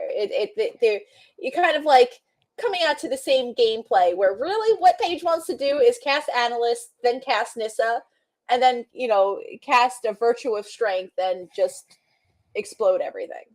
I do. Before we go into the match, I just want to say that finally my favorite pet's been chosen. Pun Pun, our Tanuki friend. Right? Aw. So Yeah. Paige. Now we're supposed to stay unbiased here. So I can't help it though. All right. I just want to say at the end, I'll talk a little bit and gush a little bit more about Blimborough. But yeah, I'm really excited about the amount of critters we're about to get here. But in terms of back to the match here, Temur Analyst, I wanted to talk about again why Azorius is feared so much because again, Paige says here, I'm more worried about the counter magic like Negate, Disdainful Stroke, and Tishana's Tidebinder. Again, having everybody think about their final deck selections here heading into top 8, again, we might be seeing more folks cater to the control, which seems to kind of be a catch-all in this meta right now. But for now, we have Esper Midrange versus Tamer Analyst here. Game number 1. Good luck. Have fun, gamers. yes, and we'll see. We'll be watching from the side of Mythic Mikaela. She will be on the bottom of your screen as Paige is on the top of your screen, and she is your Teamer Analyst player. And it looks like Mythic Mikaela happy to keep her hand. And we are off to the races as Paige also keeps 7. Going to start us off with a River Tears Outlook and fetch up most likely, and we see a mountain. There is a forest in Paige's hand already, and Mythic Mikaela is about to know all about Paige's hand. That deep cavern bat going to take a little looky-loo and going to steal something here. Aftermath Analyst, Ill-Timed Explosion, Fires of Victory, and Virtue of Strength. I kind of love Mythic Mikaela looking at the Fires of Victory here, saying you will need to use a premier removal spell to kill my deep cavern bat. Perhaps we'll see what she decides to take. Yeah, so that's one of the marquee cards here of Teamer Analyst, especially early if you're up against something that might be more aggressive, such as, believe it or not, for midrange here is more of the aggressive type here. But yeah, I mean, L-Time's there, but now Bat's taking up the Fires of Victor here. That cuts off another turn from Paige. And again, that is just a great selection here from Mikaela strategy-wise. But again, will Paige draw that spot removal before it's time for that ill-timed explosion to take effect? Paige has nothing but time on her hands here in game number 1, just based on Mikaela's hand alone. Yeah, we'll see. And it looks like, Ill-Timed Explosion is great, but you have to have something else in your hand to discard in order for it to work as a sweeper. And as of right now, Paige has a Nissa, an Ill-Timed Explosion, and 3 lands. So not enough to be able to kill the Preacher, although it would be enough to kill the Bat, as we see Mythic Mikaela drawing Deserted Beach for hand. So can play out a Wandering Emperor, and Ill-Timed Explosion does not hit planeswalkers. Indeed, it doesn't. So again, here, Mikaela doing as I thought she would here, just going aggressive, getting those land draws out of the way, prepping Wandering Emperor. Right now, Mikaela has established that she is the aggressive role right now. And if action is not taken as soon as possible here, it's really tough to come back against Analyst. So again, Mikaela assessing the situation and again, just making really good decisions here. But again, do not count Paige out because again, this deck, Temur Analyst can spiral out of control so quickly, Nicole. Yes, as we see, Mythic Mikaela with a choice to make here can cut down the analyst. Now there's nothing really holding Paige back from wanting to just fire off this ill-timed explosion. And that Ooh. memory deluge was a fantastic draw here, being able to discard that for some value later on in the game to be able to cast it, getting back the fires of victory, and being able to kill everything on Mythic Mikaela's side. That felt pretty bad if you were Mikaela here. Wandering Emperor being held up. We'll see if we'll see if Wandering Emperor able to make an impact on this game. So that was called some value to you? Holy smokes, that's a lot of value to me, quite personally. We saw a complete change around in the board state. Fires of Victory now being able to do just that many more things again back into the hand, and now we get a second analyst here, and now Paige is off to the races. Unfortunately, again, Paige does not know this. Michaela's hand is full of mostly lands, and this is a really tough situation for Mikaela to be in currently as again, analysts just had way too much time. Despite this deep cavern bat off the top, this is going to be a tough one for Mikaela here early in game one. Yes, as we see Deep Cavern Bat once again taking a look, going to see Aftermath Analyst and Fires of Victory in hand able to take. But there is an Analyst in play already and a Nissa, an active Nissa as of next turn. So definitely a scary place to be. Mythic Mikaela does have Odawara Soaring City in hand. So we'll see if she's going to try to use that at some point to break up the Nissa activations. Yeah, and speaking of Nissa activations, we're seeing this in action here. This is Spelunking, one of the more powerful cards in the deck, right? It has that engine to it, where things are coming, are going to happen more are smoothly more quickly now, right? That's one of those cards where you see that enter the field, you know that clock is running out. Yes, and I see River Tears Overlook going to be played, getting that extra Nissa triggers. All the Nissa triggers are happening, revealing another Nissa will be the Elf Elemental hit off of the deck from the second land drop being played. And so the page, the world is her oyster now. Like every land drop is a lot. Aftermath Analyst being able to bring back all those lands. And this was the time Mikaela was waiting for to Odawara that Nissa back to hand. So now Paige can replay Nissa, but wouldn't be able to get any more value off of her this turn. Yeah, I like what Mikaela did. Mikaela was able to carve out another turn, which is really hard to do against this analyst deck later on. And this is turning into later on right now. So again, great read there by Mikaela. The worst thing that can happen is the Nissas come out. Although, is that the worst that can happen? Look at all these lands go off. And again, this speaks once more to the potency behind Temur Analyst. Yes. And we see just everything going off right now. But thankfully for Mikaela, there is no Nissa to make even more mana here. So looks like she may have to choose. Nope, she can do the Paige can still cast a Nissa as well as one of those memory deluges, or just go for that virtue of strength. And Oof. now every land that Paige taps makes triple the amount of mana. And we'll see going to cast Nissa once again, has some mana still in the reserves, would be able to Fires of Victory, has the choice to do a few different things here, honestly. You want to know what this gives me flashback to? The Omnath eventually got banned. This is, the multiple activations that Nissa has. I'm definitely getting that vibe from here. As the Fires of Victory is used to take out the Planeswalker. Now, you were talking about this before, Nicole. Again, the ill-timed explosion does not hit Planeswalkers. So that could possibly be one of the last threats Oh, but for Paige to think about here was the Planeswalker. Speaking of threats, there is a virtue of loyalty here, but again, I feel like too many turns have gone by at this point, as we see Paige is at 30 life right now. yeah, and even more importantly, Paige has a doppelgang in hand. So anything Mikaela plays right now is just fair game. Mikaela plays one virtue of loyalty. Paige is about to have like five. So Ooh, I didn't think about that. Wow. another virtue of strength. Now, this triples once again. So if Paige starts off with a virtue of strength, can play that out, and then from there cast cards like Doppelgang, that's a lot of mana. Now, this isn't quite the end game, right now, but it's getting there. So Mikaela definitely with her back to the wall. Shigeki in being bounced to there's too much going on here. We see virtue of strength bringing back the Shigeki, then being cast, and I believe it's 2754. It's like she has over 60 mana still available. Can doppelgang for like a lot.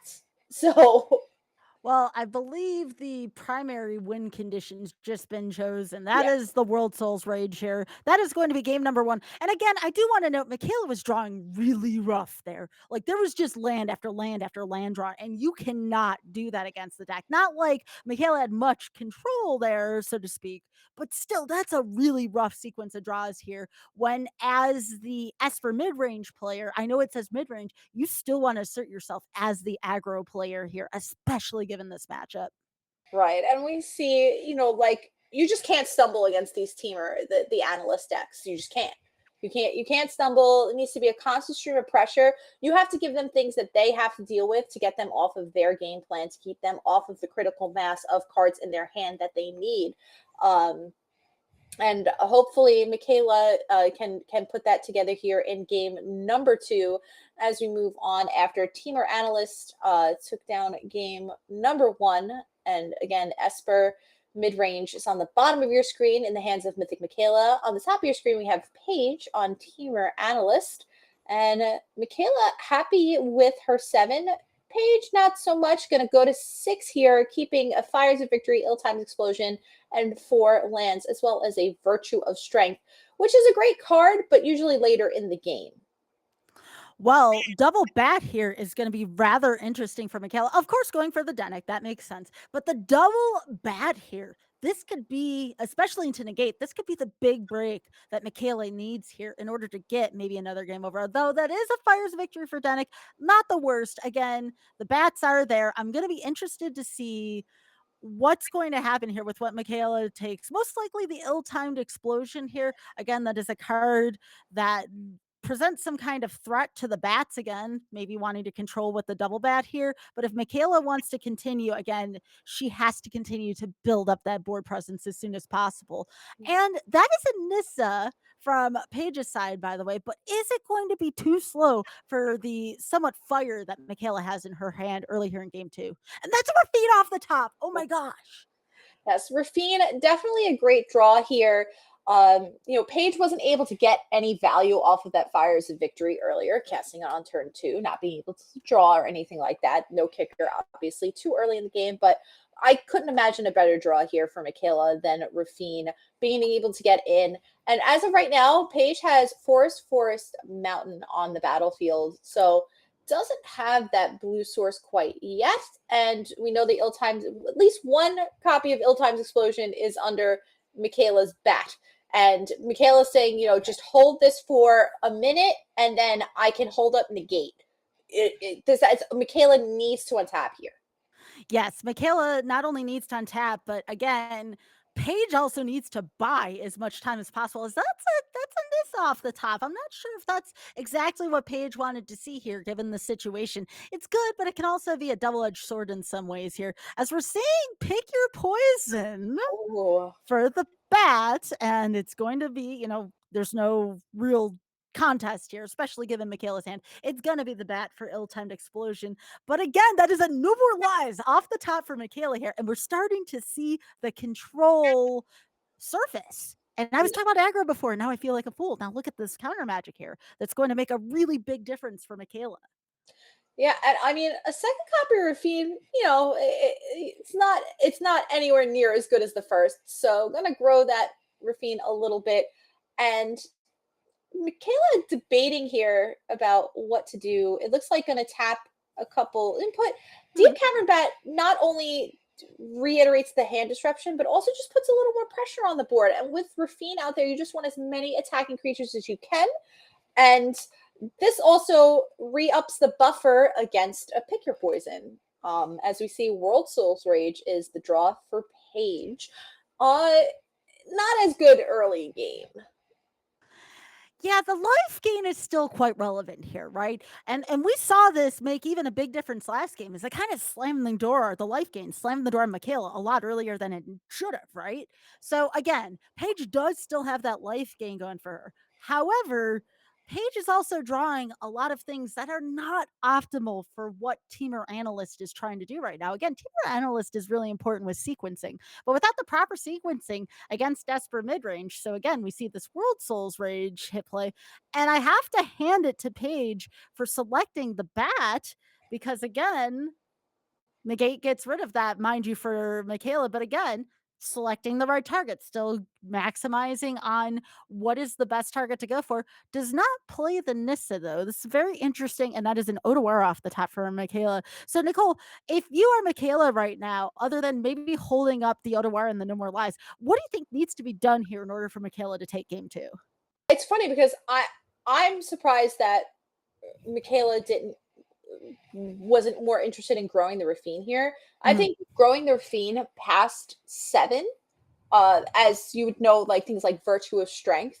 I guess we've seen 2 of them already that are in Paige's graveyard, but cards like Titan of Industry, like as once Rafine is past 7, it's so much harder for Paige to kill. Would need to unload an entire World Soul's Rage on it or something like that. So, but kind of like spreading out the damage here is not like there's a reason Mikaela's doing it, and I love it, and I'm behind it. I'm all about it. As we see 2 lands being discarded, so there will be no counters added. Up to 19 goes Mikaela, and down to 18 goes Paige. Yeah, and it is important to note, because this is an easy thing to miss, that Denic can still be cast from the yard. So that could possibly play a role. And speaking of things that can play a role here, so that is a colossal sky turtle from the top with Paige. And again, it's not only just a big body, there's a lot of channel commands at play here that could be relevant. That could be the big break that could buy Paige just a little bit of time, if any.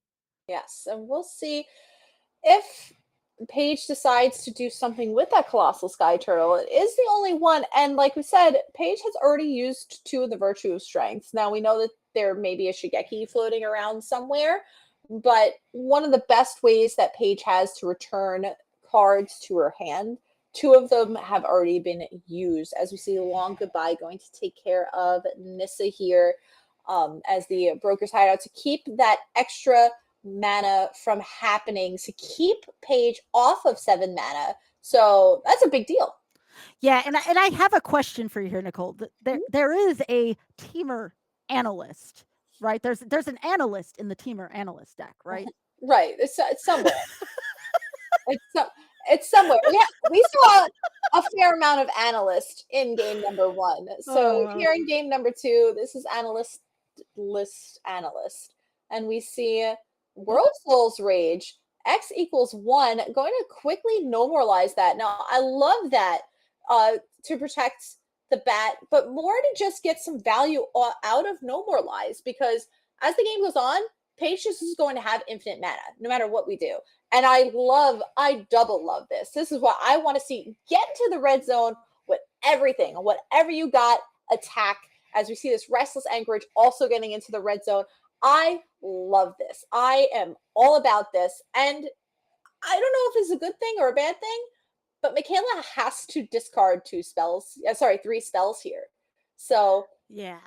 it's gonna grow something, and this is a healthy attack. So that would make this an attack for it's 2, 5, 6. So down to 11 goes Paige, and Mikaela is at 20. Going to map onto the Rafine, revealing a land. So there's your land Yeah. being played out for turn, and I just Oh. love that. Now, ill-timed explosion, it feels like oh my gosh, that was such a, but Mikaela saw enough ahead to a restless anchorage attack and trigger onto the restless anchorage that I don't think that that's as backbreaking as it would have been 2 turns ago. Yeah, it was just unfortunate that there was just one more mana that could have been present there for Mikaela to disdainful stroke it. However, the Titan of Industry is currently gone, and that is equally as important here for Mikaela. So, not the end of the world, but that is important. But as you were saying, Nicole, that anchorage being huge, that's such a big role here, especially with the 2 mana left up for probably what would be a disdainful stroke.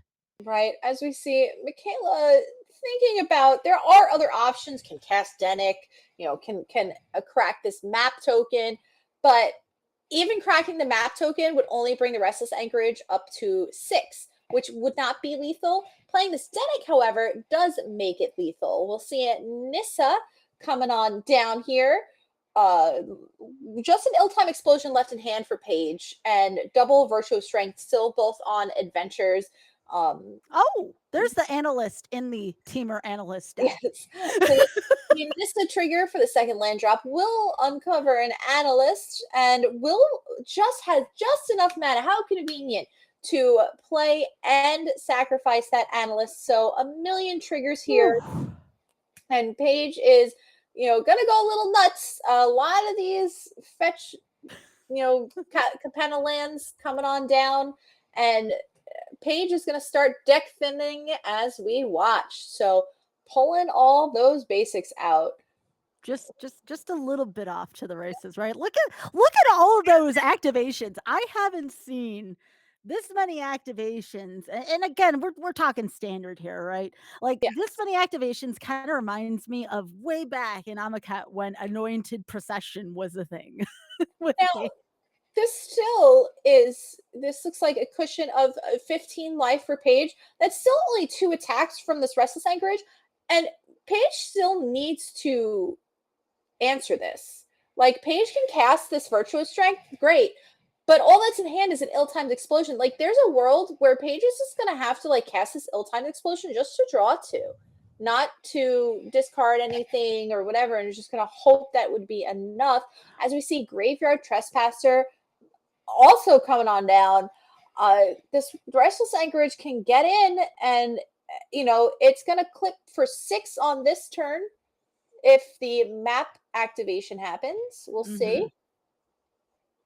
Maybe hanging on to that disdainful stroke, though. Like, I get what Mikaela is going for here. You have the counter spell here. Why not just give yourself a little longer? That Nissa sure Right. isn't going to do anything, but that Thrun could do something. That Yes, we Thrun see could do it. ill-timed explosion. There's the disdainful stroke saying, no, you can't draw 2.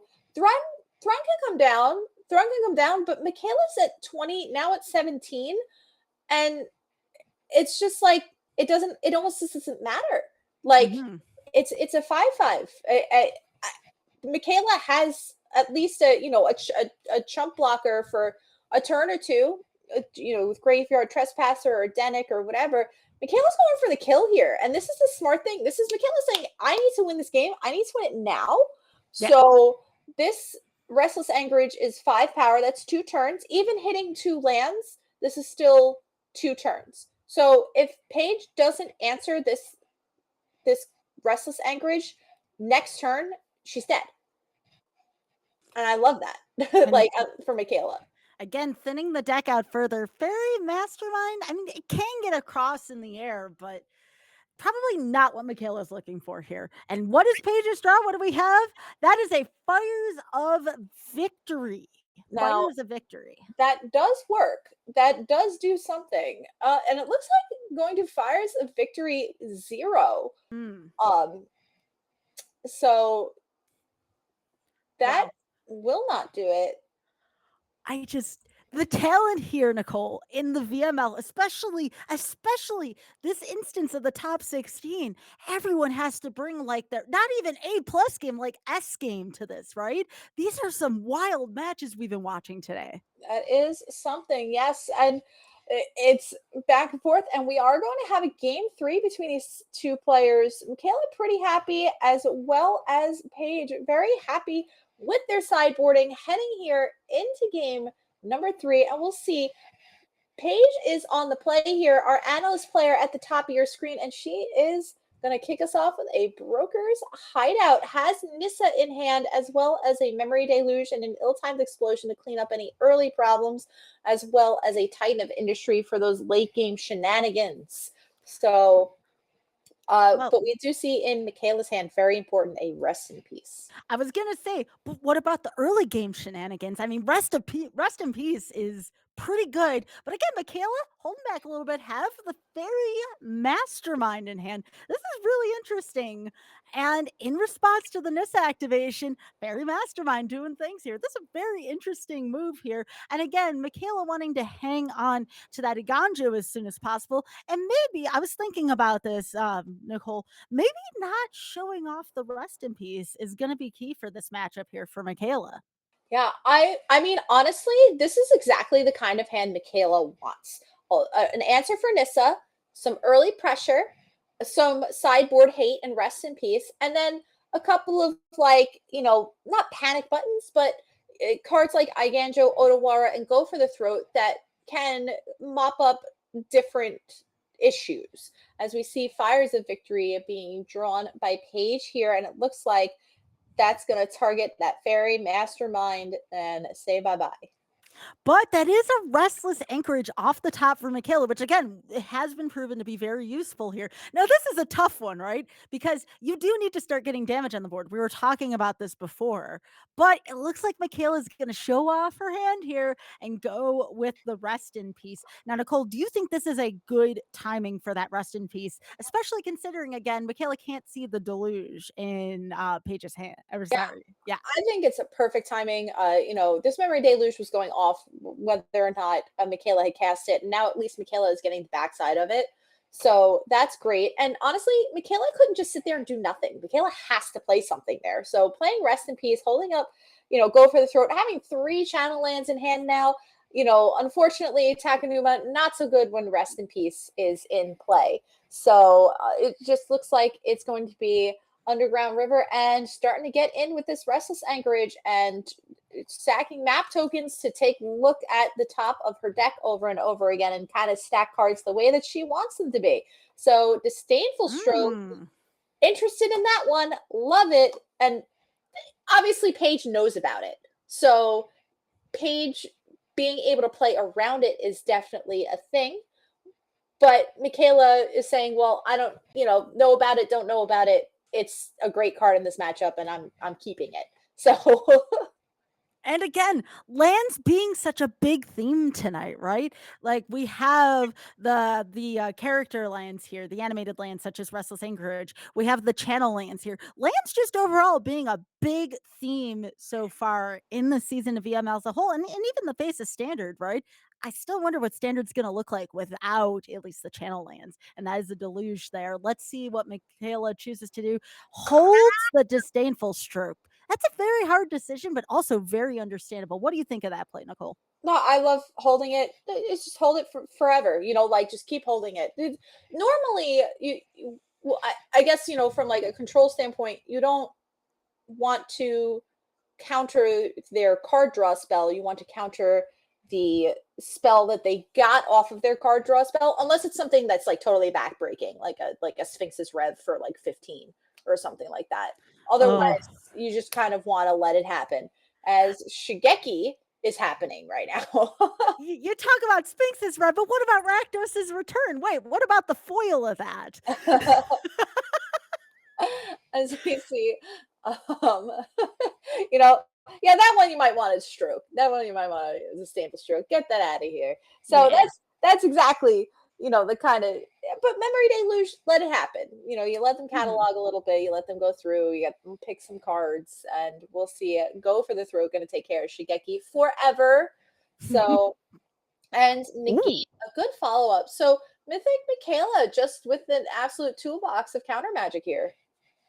Yeah, and I like what Mikaela's doing here with the ganja, right? Because what is a ganja really going to do in this match, right? Like, not much. It can help animate the anchorage here. So that is a solid play here. And I remember talking to Mikaela in the past about sequencing lands properly. You know, in a way, she taught me about how it's important to have lands down in a certain order here. So again, this is just some great insight here. A second recipes most likely will not need that there as that goes to the bottom. But again, this anchorage just continuing to do things as well as leaving up that 2 mana. And again, just that insight to play the Aganjo here. Well executed here by Mikaela. Yeah, Paige going to cast another memory deluge. And the thing is, like, now there is both a negate and a disdainful stroke. Negate does cover a good amount of the end game that Paige would present, and what negate wouldn't cover, disdainful stroke still does cover. So Mythic Mikaela definitely with guard up right now. Paige is at 14. Mikaela does still need to close out this game, as we see cards like Throne Breaker of Silence coming on down. You know, Fairy Mastermind definitely helps as far as being a clock. We'll see Restless Anchorage once again being activated, looking like ready to get in. This is the all-star here for Mikaela in this match. Like, if there was an MVP, it has to be this anchorage. Yes, I would tend to agree, as Colossal Sky Turtle is going to be channeled to attempt to return Restless Anchorage to its owner's hand. We will see if Mikaela will allow that. I don't believe there is much she can do, so that will happen. And Odawara looking like to be played as a land, perhaps. It depends. Mikaela has many options to do here. Could play Odawara and then be able to cast Mastermind on Paige's turn, as well as still hold up counter magic.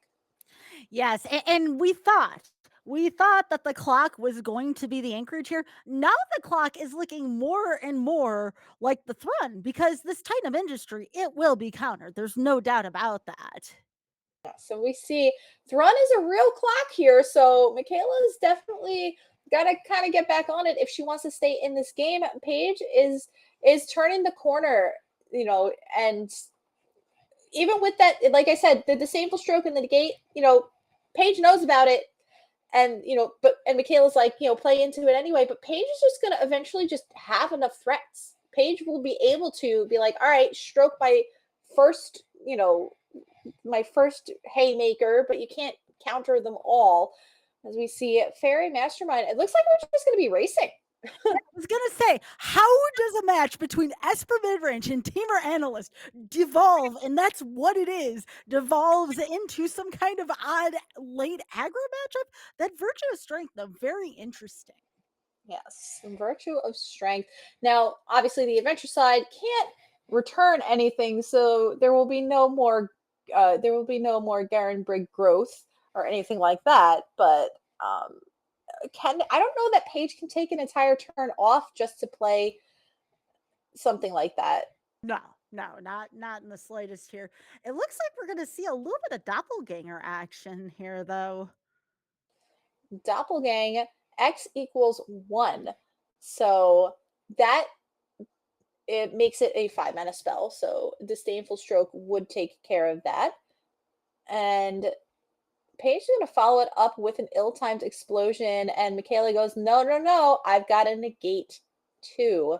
So who wins this race? It looks like this is a 2-turn clock for Mikaela.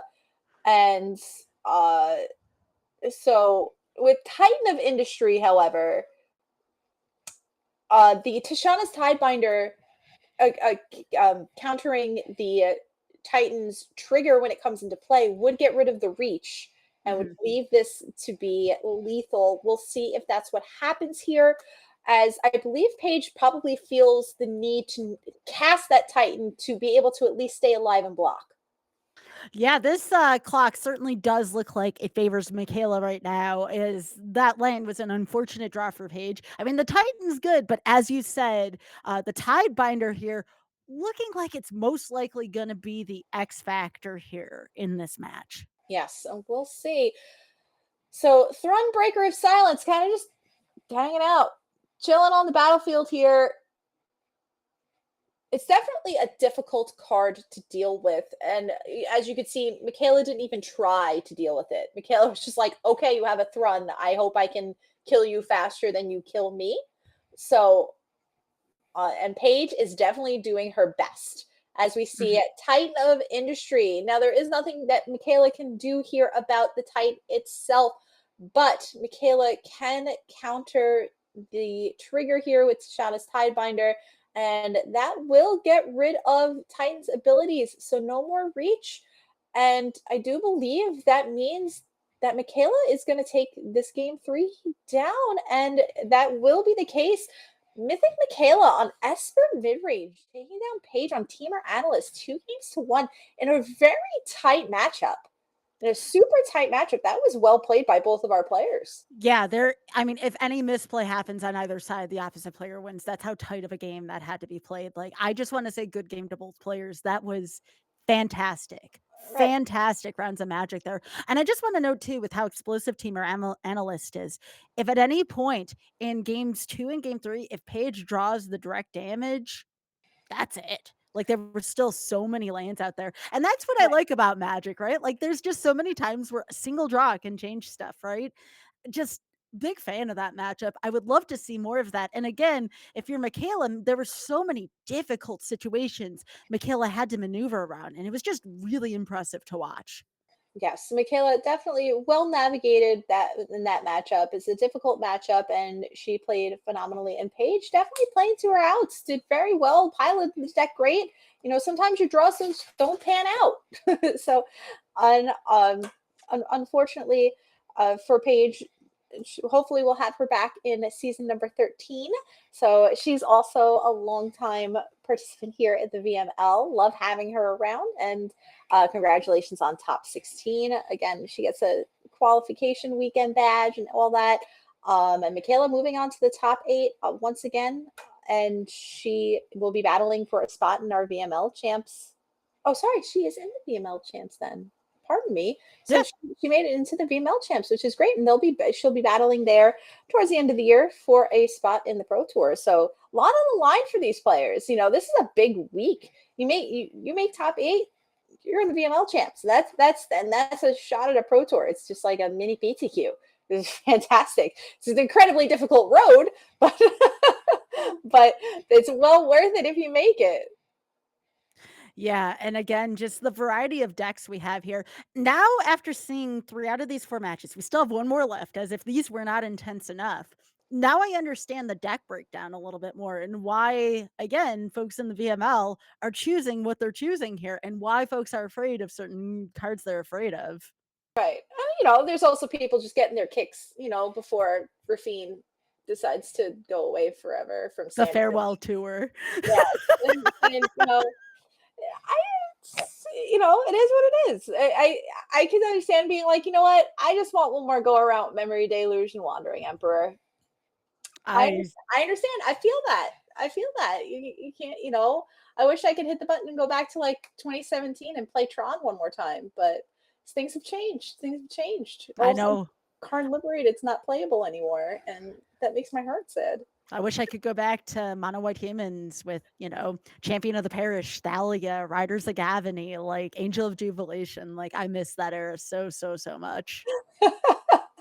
Well, now that we've hit the nostalgia part of the stream, we are let's take a look at our final matchup for the evening. Our 4th matchup between Feather on Dimir mid-range. So another one of our mid-range players. And like I said, mid-range was just very popular this week. We saw control and many flavors of mid-range. You know, it's just like I said, it's just like whether you like vanilla, chocolate, strawberry, it's all mid-range. You know, it all comes out to be pretty much the same thing. So, but Dimir mid-range, very low to the ground, a lot of flyers, some hard to deal with, you know, aggressive. Cards like a Deep Cavern Bat and Fairy Mastermind, and we see 4 copies of Gix to kind of like recover the hand after dumping all your 1-drops onto the battlefield, right? Yeah, and I mean, you're talking about mid-range this week, and I'm like, wait a second. This week, no, mid-range has been a pretty big flavor lately, honestly, in this standard. But yeah, a lot of folks love going to mid-range. It's the old reliable. There's a lot of nice stuff in the middle of the curve, as we saw with Mikaela's deck in the last match. And Dimir mid-range and Esper mid-range, they're very close together, right? Obviously, we don't get the Rafine with this. We don't get the Get Lost that we might see. But overall, this deck is solid. It goes with the nice curve out plan you have your bats, your Gixes, your Preacher of the Schisms. Like it's just really nice in a tight knit package, and you still get the chance to counter things and counter activations, which, as we saw in the last match, is critical to dealing with some of the current meta within standard. Yes, and I absolutely agree.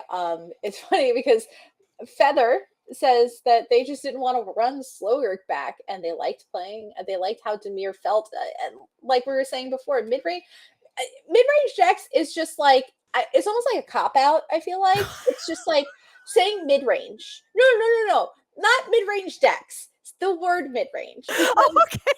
There are standard is so big right now. This is like literally the biggest that standard has ever been, like full stop.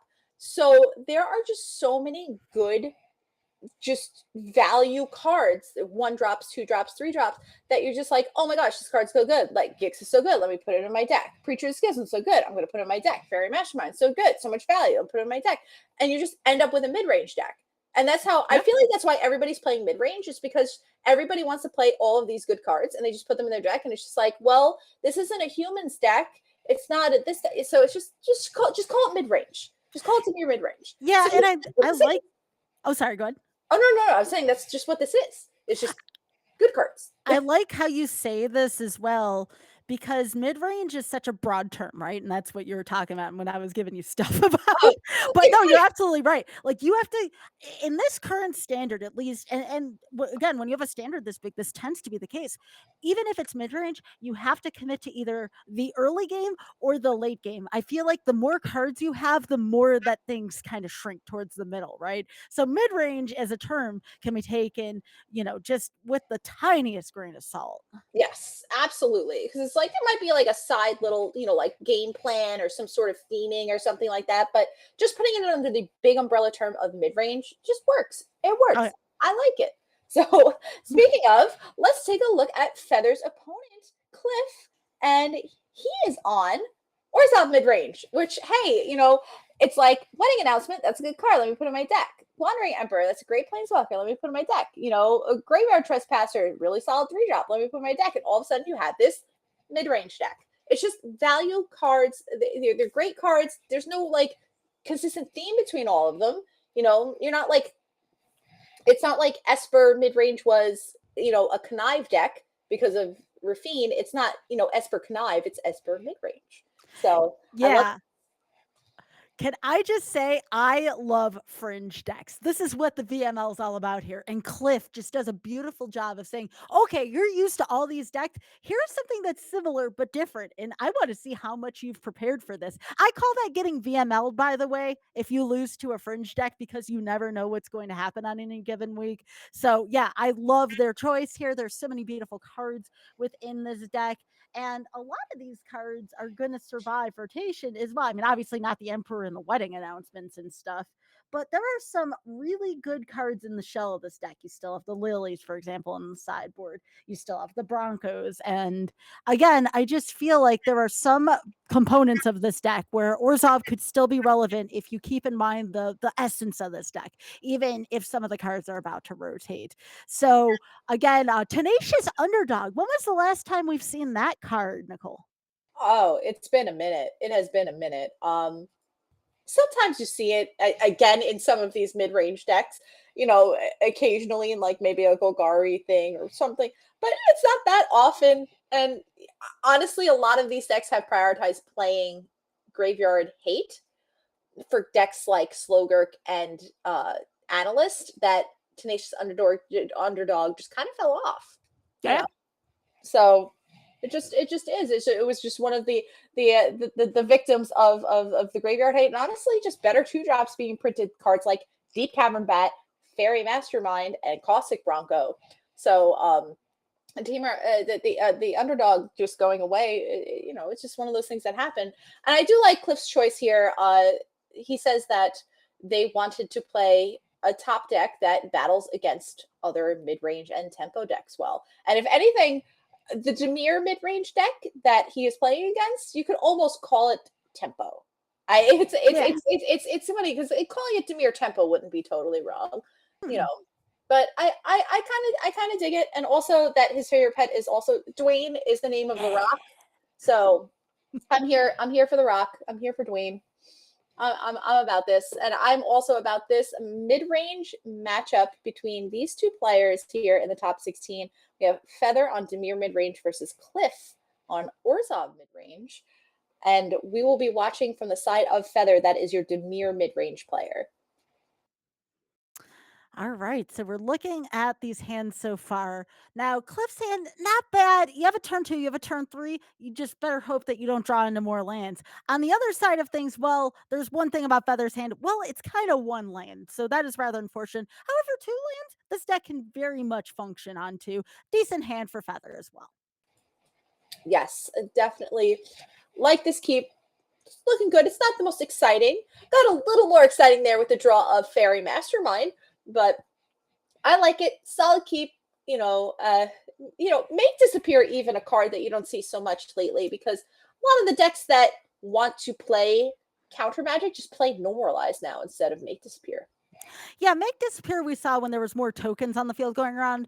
But again, every now and then you may see a token. That is a trespasser, by the way. So, we haven't seen make disappear, but we might see it in a second here. Let's see what Feather decides to do about the trespasser. It's important that the word of trespasser is to discard a card. And I'm not sure if Feather can afford to be down so many cards. So again, this is Feather's opportunity. Get rid of that ward. However, let's see what happens here.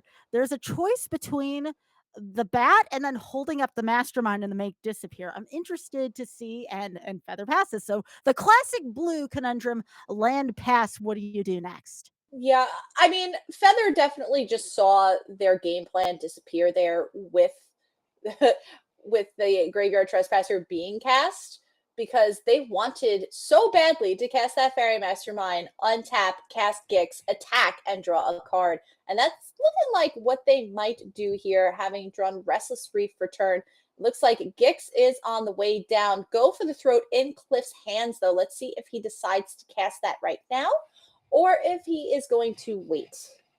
Land being a pretty critical draw there for Feather early on, because again, you don't want to be stuck on 3 lands, right? Especially when you're blue, you want to be able to keep lands up, especially blue black rather, because both of them do things at instant speed. So again, that land draw a little more pivotal than you thought. Go for the throat. Of course, we're going to see that on Gix. That's such a big advantage here. But that is a Bronco now, and Cliff is going to be able to create quite the board presence here early on in game 1.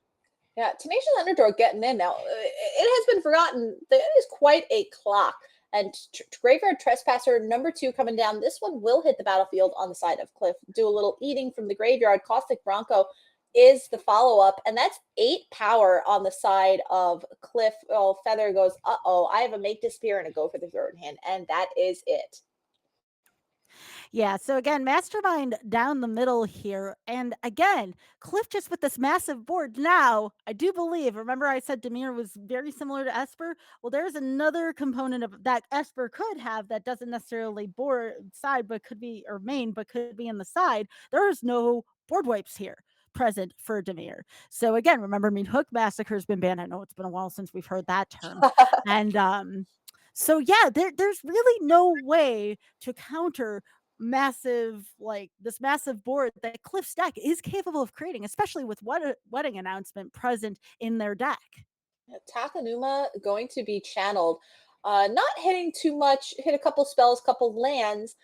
So the Graveyard Trespasser that had been countered earlier going to be returned to hand. Another reason why a lot of people choose to play No More Lives nowadays, exiles the spell rather than just putting it into the graveyard. As Graveyard Trespasser and Tenacious underdog. Both going to get into the red zone. No blocks. So Feather dropping down to 3. And that's precarious.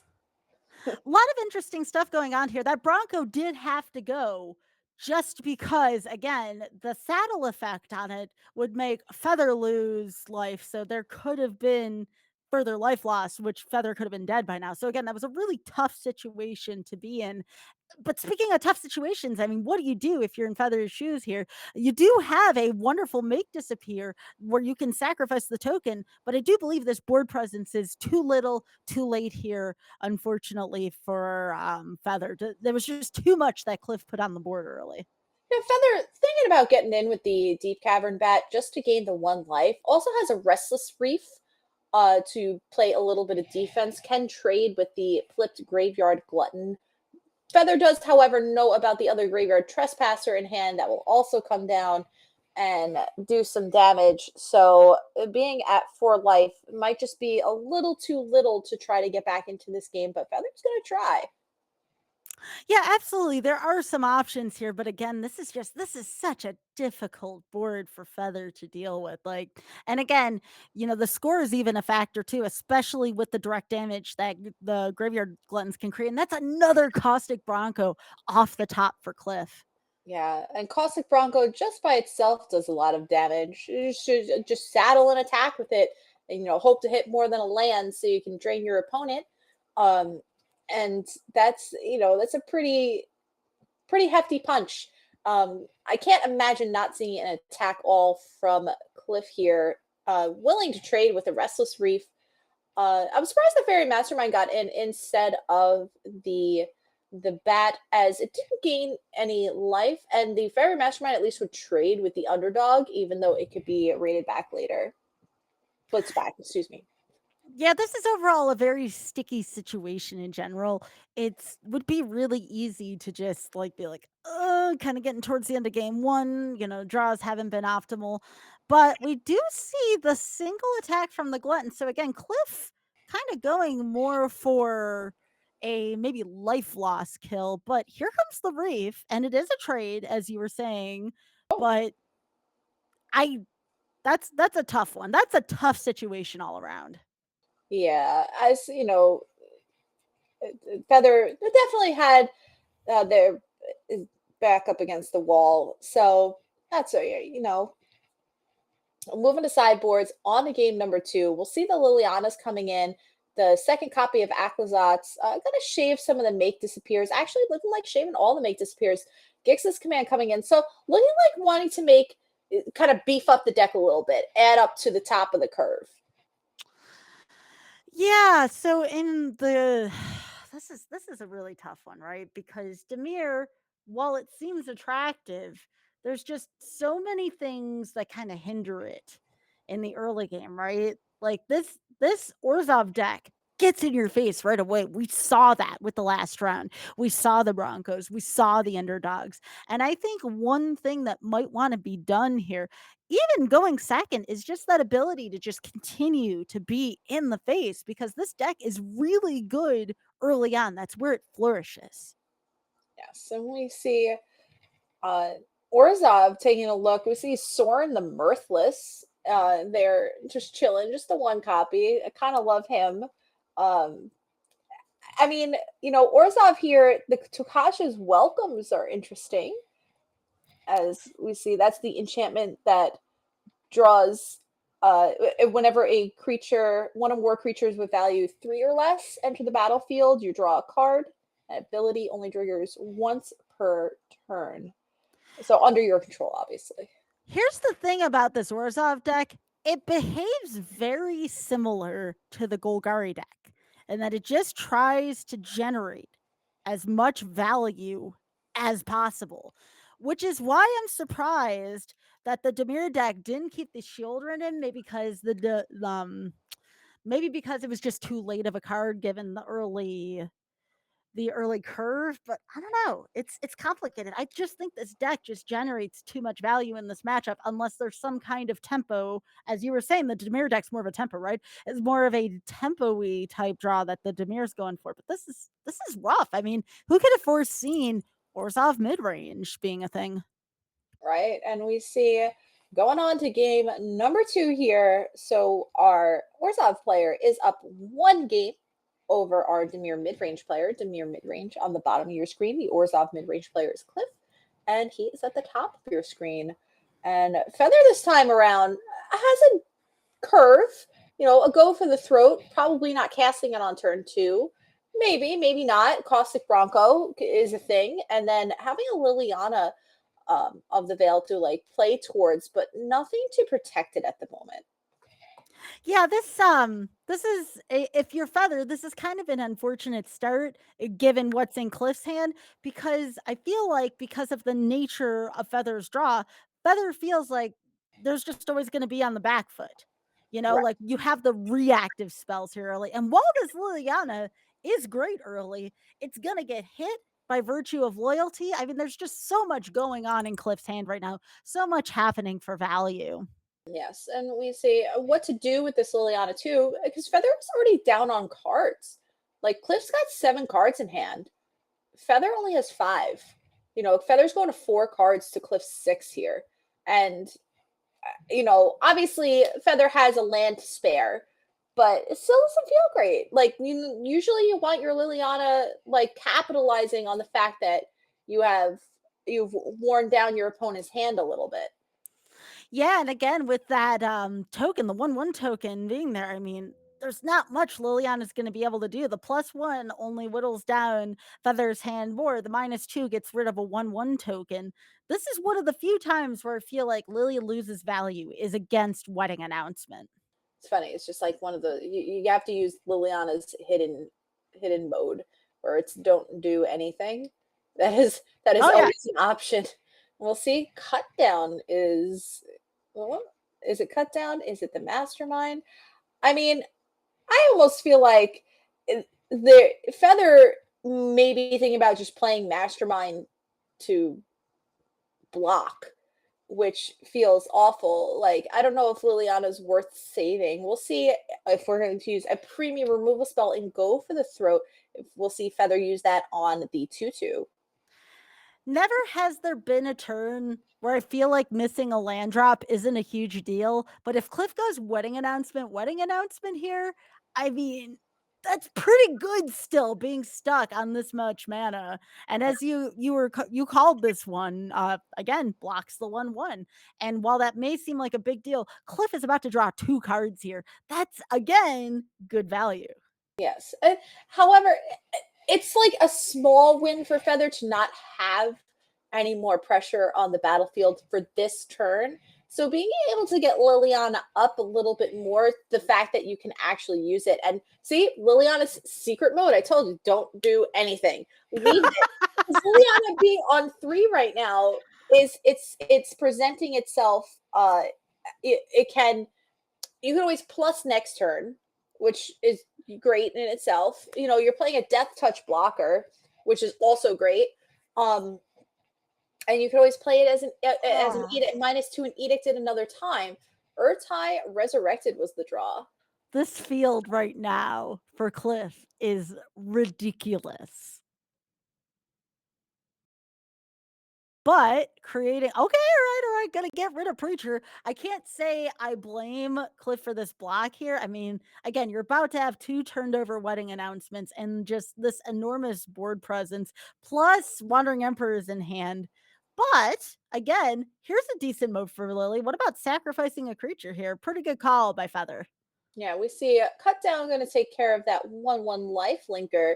Liliana did go down to get rid of one of Cliff's creatures, and I can only imagine Cliff's going to try to get rid of Liliana here, but Feather not wanting to allow that, going to Urtai, come on down. What?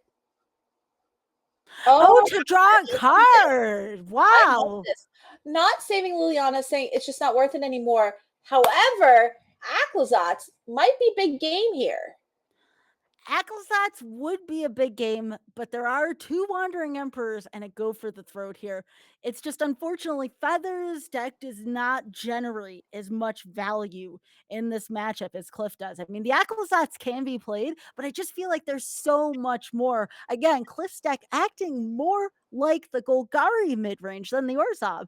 If I were to look at this deck, I'd be like, okay, where's the green in it to make for Abzan mid range? You know, again, I just cannot believe the amount of value this deck just has. And again, in the VML fringe decks, having a deck like Cliff's here, it's so valuable. And again, I cannot speak enough about what Cliff's deck does here. We might be seeing the future of standard here once some of these other decks are away. And I say that I know Emperor's gone. I know wedding announcements gone, but still, again, this idea of generating as much value, and we'll see this going forward with Golgari.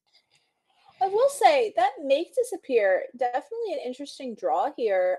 We see, even if Cliff decides that he wants to cast a second Wandering Emperor, Feather will be able to Make Disappear it.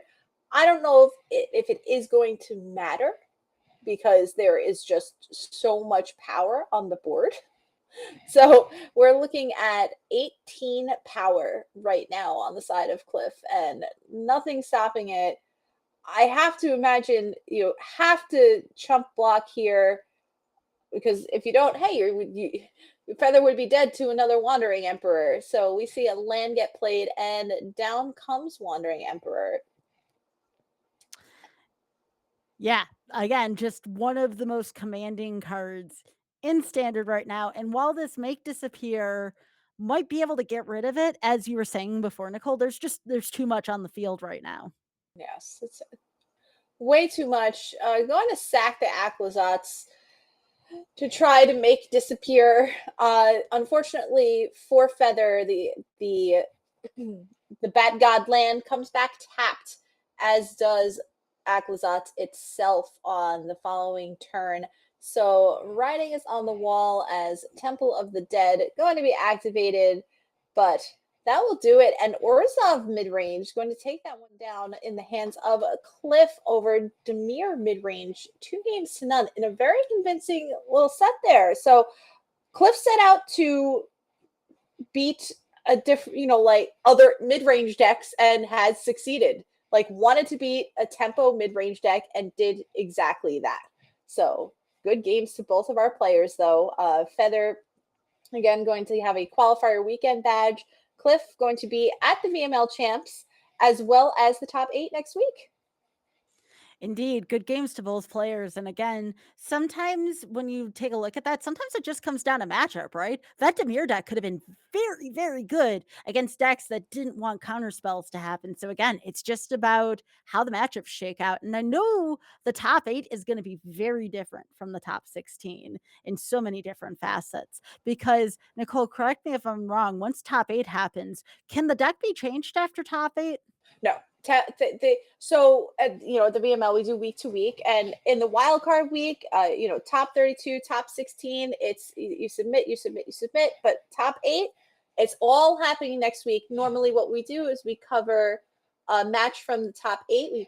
We try to cover both top 4 matches, and then we do a live finals normally. So I don't want to jinx anything. So we'll see what works out this season. So knock on wood, hopefully. I'm sure, Phoebe's right there with me, where we don't want to jinx anything, right, Phoebe?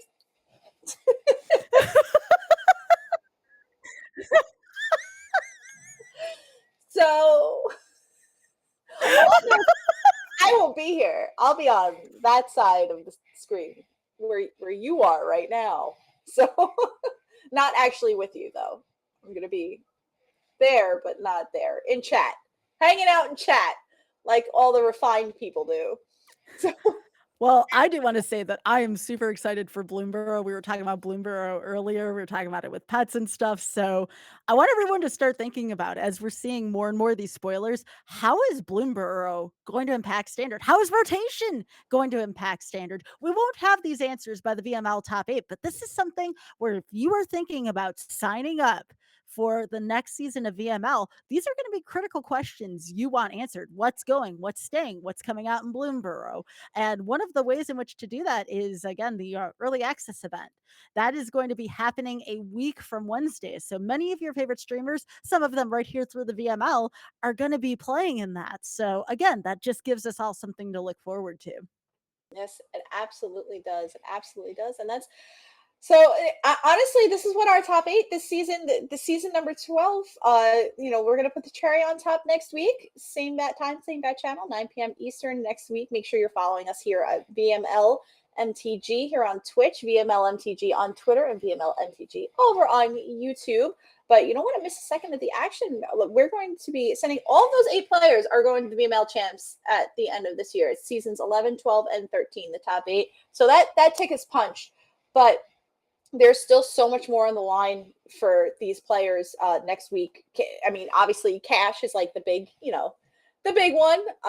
So I can't wait to watch them all duke it out. I'm very curious to see what everybody's going to bring to the last dance for standard before rotation.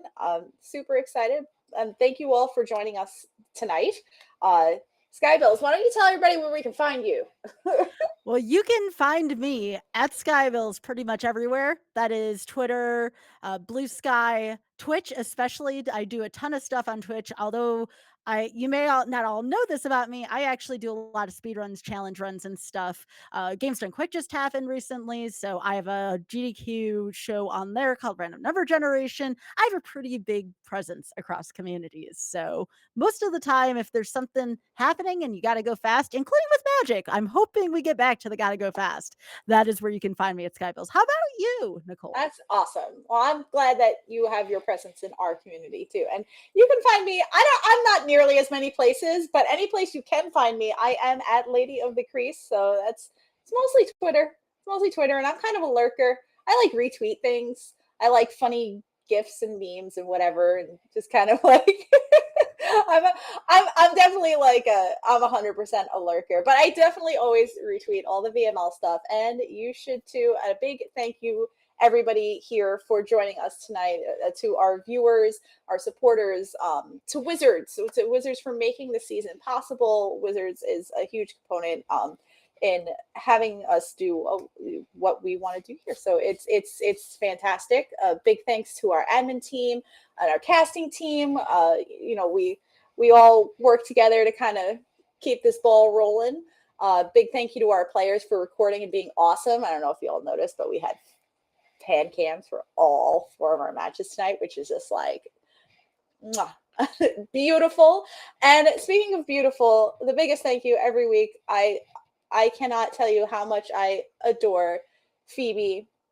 She is absolutely just magical, and I love everything about her and how well she runs this show and everything she does. The VML would not be the VML without Phoebe running behind the scenes, and we missed you last week. So even though Niall did a wonderful job, I'm so happy to have you back.